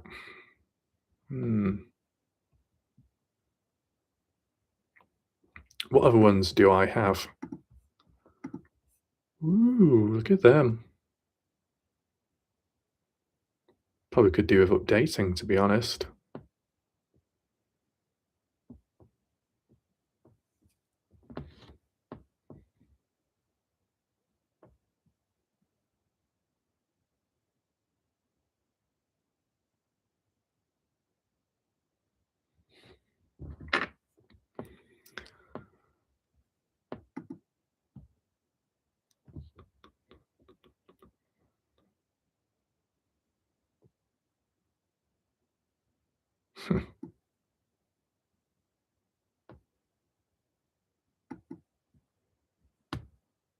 Ooh.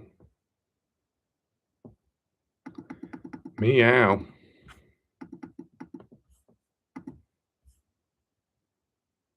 All the cats.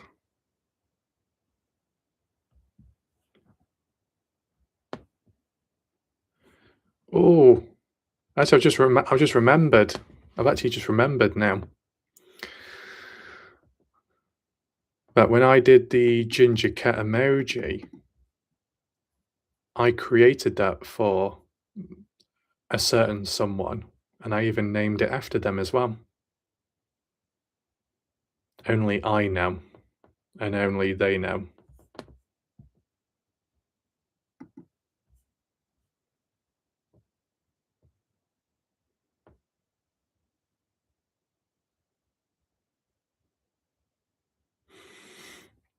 Yeah, just as a little heads up, 90s kid, what I found in recent time is when I do this stuff, as deep as it is and dark as it can be, for me, I don't know why, it's quite calming.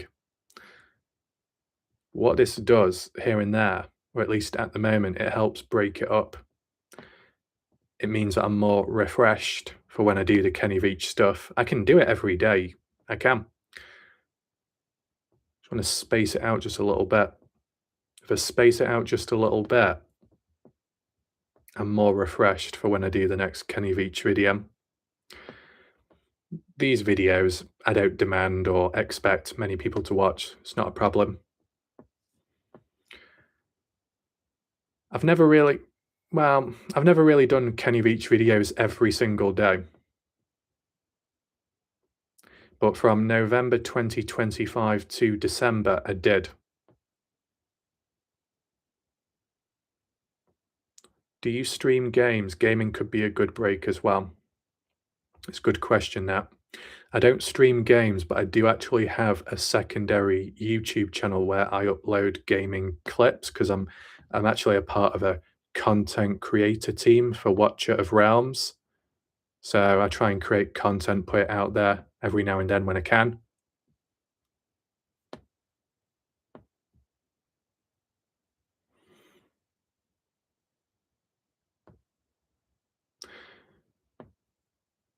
I mean, part of me likes the idea of gaming streaming, but the setup, the location, it just seems too much hassle. And not that it has to be, but I think whether you see something as an actual job or not, it's like some things that you do in life, you don't want it to be in and out of work, as in you log on to do gaming streaming if you're trying to grow. And then as you shut off, if you like playing games, you do that in your off time as well. It's like there's never an off switch. But if you cover true crime or mysteries, depending on how far you are or how popular or successful you are, you can put all the time in, interest, focus, and then you can shut off and then play games on the sideline without performing for anyone. It's it's interesting in a way. Anyway, the little kitty cat, where are you now? Yes, the ginger cat. And that ginger cat would show up every now and then, and it would always remind me of a person.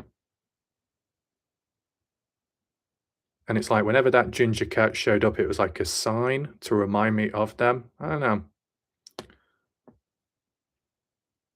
How about a live cooking show? Oh god.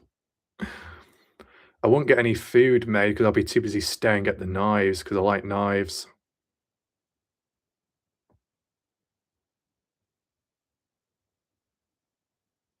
Maybe there was someone in the background that liked knives as well. Hmm. Yes, I remember very well.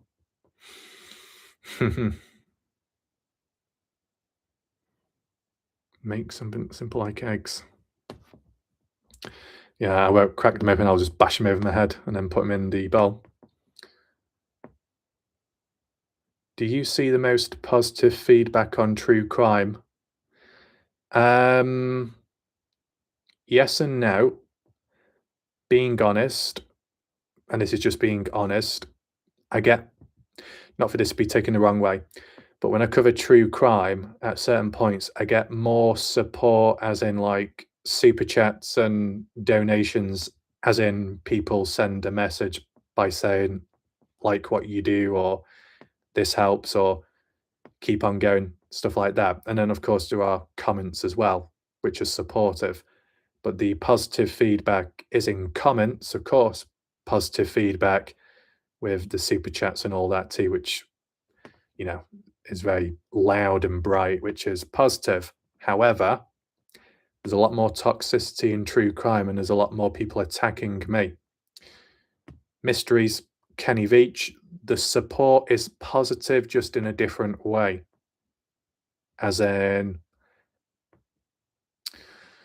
allowing access of material and research and being patient, understanding, open-minded. So you get different levels of positive feedback in different ways on different areas. Kind of like I assume the Kenny Veach stuff gets the most likes, engagement. So in terms of raw views and comments as well, yeah, that specifically. It's good, and I don't mind covering the Kenny Veach case the best I can, or with what I can do and capable of. I haven't got a problem with that. It's just that, not that it should matter, but of course, other people will say, "Oh, are you just building it all off one case, one tragedy," in that sense. And with time, I've branched out, covered other stuff, kind of worked, other stuff hasn't. Of course, if the Kenny Veach case is calling and performing, it common sense to keep up with that, because if it's what people want, then it should be done, no problem. It's just that, what if there's nothing left to cover? What do you do then? And I've tried forcing myself in positions to deny myself of easy content or easy coverage, or you could call it easy clicks, easy views. I've sometimes denied myself of that to try and put myself in the deep end. Can I actually perform when I am screwed? Can I perform when the channel's dead, you could say? And there's only so much that I can control. So all I can do is just keep on going and try. I've still got enough Kenny Veach videos to do, and it's fun to do. And it works, so that's fine. So I do that. True crime. I think the key thing is what I've proven to myself is Kenny Veach, I've done that. I've returned. I'm not that rusty either, which is a positive. And doing this live stream on the sideline, multitasking. In the past, I'd be like, I can only cover one case at a time for a few months, if not a year, and then eventually move on to something else. But now I'm a bit all over the place, and I'm able to do it accurately. I always thought, if I move about too quick, will I make mistakes and slip up on names and facts and all that? The Veach case is definitely stimulating, so exciting. That's good to know. What I've noticed is one of my short clips, not that I think it deserves the amount of views, but it's now almost at 500,000 views, which is kind of crazy. And it was uploaded like maybe 3 or 4 years ago. It's just like passively grown in the background. I can't really explain it. It's just that when you log on or you see certain numbers or notifications or symbols, it's just satisfying to see. I'm shit at maths, always have been, but I like numbers, or at least visually. Maybe it's done on purpose, because like in video games where they use certain colors to entice you, or like when you've got to be persuaded to buy something, to do it on purpose, like a psychological tactic. But then again, it's like with YouTube, when you get the super chats and you get the different colors, the dark or the bright red one is the depending on the currency, the $100 super chat. It's like the color red can resemble danger or red alert or a major announcement. I think that's probably what they thought out when creating it at the time. Different colors represent different tiers, different emotions, different reactions. Probably a lot of psychology behind the social media and areas. How long was your longest live stream? Well, specifically a live stream, it would be 4 hours and 10 minutes, I think. If we're talking about a live premiere, which is pre-recorded but done as a live premiere, said as a live chat, it's like a semi-live stream. The longest, I think, is about 8 hours. I went to bed, I woke up in the morning, and people were still watching it. But the thing was, what was it really about? A load of nothing. I just basically got a lot of photos together of nature and wildlife and dragged it out to 8 hours long, specifically so the live chat could be used. The live chat where people could say anything and talk about random stuff. Statistically speaking, that 8-hour live premiere statistically worked out, but it wasn't intended for that. It was just, like when you do a live stream where people can interact in the chat like right now. Well, when I did the live premiere, I thought, well, what can be done to allow that for people, but for a longer period of time in which I don't have to, be present. I can go to bed, I can do other stuff, and people can still interact with the video. The live premiere allowed that. So yeah.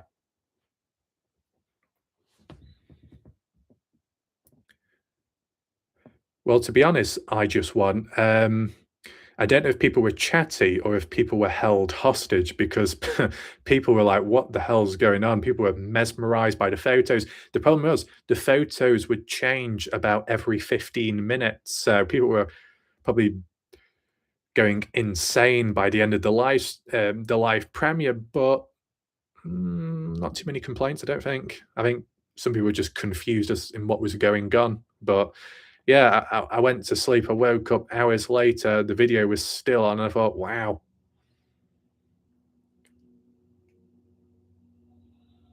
But you know what? This is interesting. You know what my longest proper pre-recorded video as a live premiere? It was nearly 4 hours long. It was 3 hours and 49 minutes where I analysed Mikey Lair from the Noah Presgrove case, dealing with PTSD. That was the very first proper psychology video I did on PTSD, which was some months ago. 3 hours, 49 minutes. I remember that. If you dare do it again, you should plant subliminal photos like a riddle and see if anyone figures it out. Yeah. I mean, the only problem is with like an 8-hour video or something is, when you save it, the file size is massive and it takes forever to save it and it takes forever to upload it online.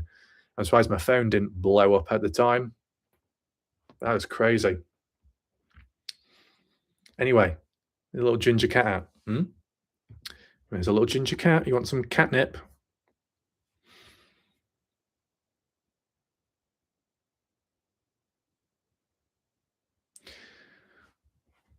Yeah, I remember when I did that custom emoji of the cat to represent someone who I think highly of. I remember their reaction. I remember they liked it a lot, the cat, because the visual of it and the way it was looking at the screen with its eyes. But I have that cat emoji because like sometimes what I do, I create custom emojis or badges for the biggest supporters on my channel. I know it doesn't have to be biggest supporters as in super chats and stuff. Of course, if that does happen, that will be prioritized to give back. But like when it's like the odd person I remember back then in on the channel, they're very supportive of what I do, and they welcomed everyone, never caused any problems, never caused any issues. Sometimes they had to put up with a lot of shit because of other people, but always showing up, always present.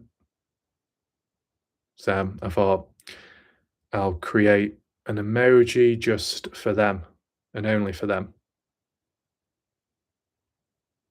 I mean, it's like an emoji anyone can use and say, but it's that one emoji which only they will relate to or link to in a sense.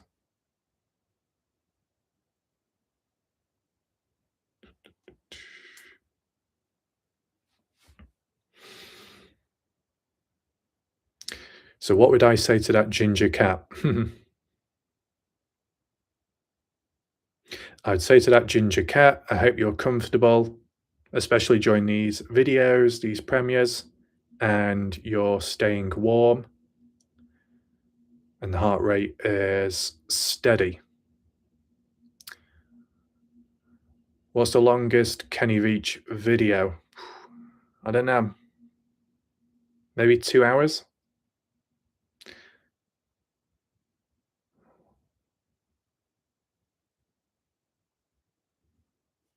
Yeah, let me just try and grab it quickly if I can. Give me a moment.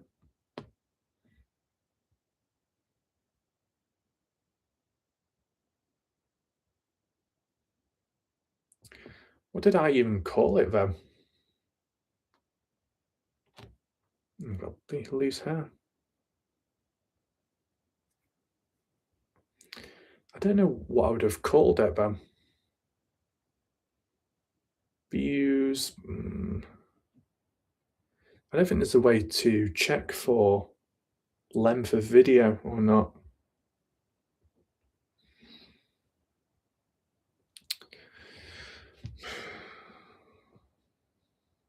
No, I really don't know why it would have been called.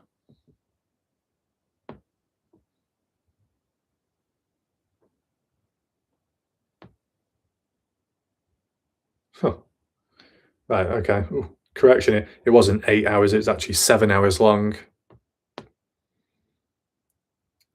It's crazy, it's nearly got 1,000 views.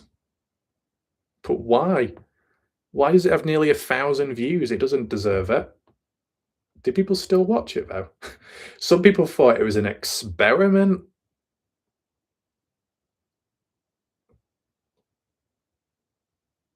Concurrent whilst live.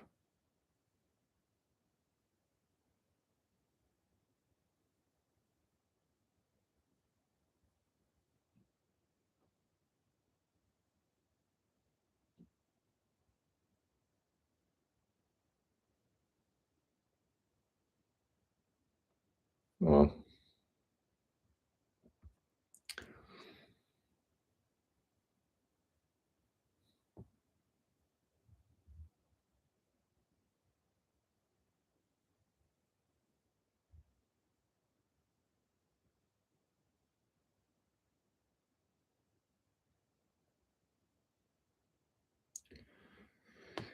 yeah, so it appears that that 7-hour one, what I did was I tried incorporating it. Is it what 90s kids said above or someone else about doing an open live stream open for everyone? Well, I did it as a live premiere, called it Drama, Dylan Rounds, Kenny Veach, and Mysteries in General. Chat. Come along and chat. So just don't go insane if you watch the full 7 hours. I mean, you can skip through it, to be honest, just to check. I quite like the thumbnail, though, of the current live stream. Hmm. Ooh, let me guess. Let me try and guess quickly. Ginger cat, ginger cat. I sense someone in the background is really interested in the Rebecca Zahau case.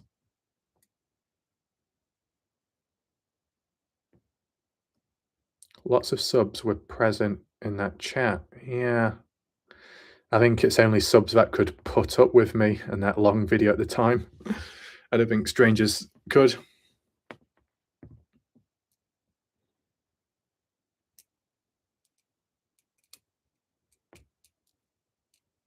Right, let me just double check time.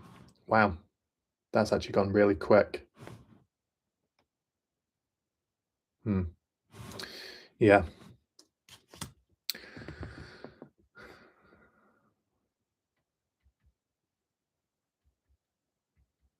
Would I ever do it again? I mean, technically it works. And I can set the duration of a photo better this time than I could.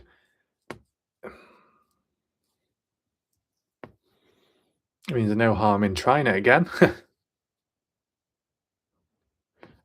If I do it, though, I'll have to make sure that my storage on my phone, there's enough space for it. Because I don't know what the file size is, because I'm sure I had to reduce the quality of the video or something because it was that big. Let me just check. Was it in 1080? Oh, it was in 480 pixels. It wasn't even in 1080. That clearly shows that probably because it was that big, the file size. Oh no. I think I've got some photos on my phone laying about. Not really got that many. Maybe I could just use really anything. Photos of plants, flowers, photos of Kenny Veach, M Cave, random shit. And if anyone says anything, I'll just leave a comment in the comment section saying abstract art, take it, leave it.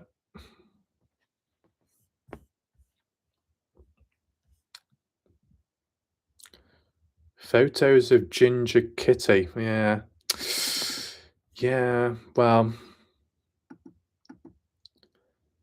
thing is, I want the ginger kitty all to myself. I'm a bit greedy. No, not greedy, selfish. I want the cat.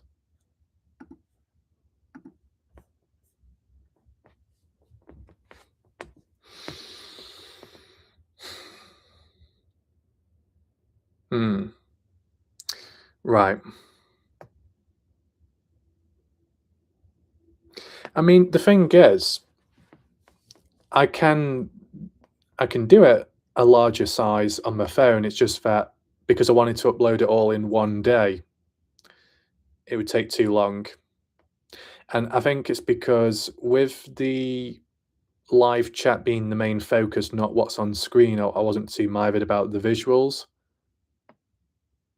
But next time around, I'll just check what the file size really is and how long it does take because I can't remember what editing stuff I was using back then to make it. I'm not too sure what I used back then or what app.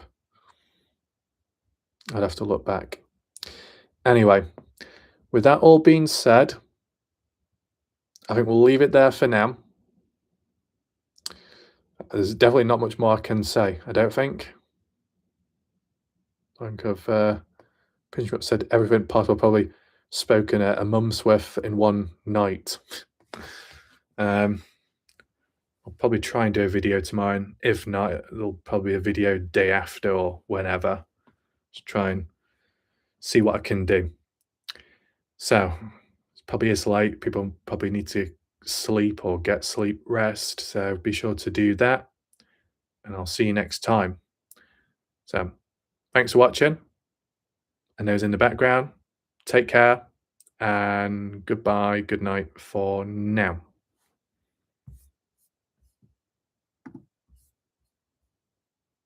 Okay.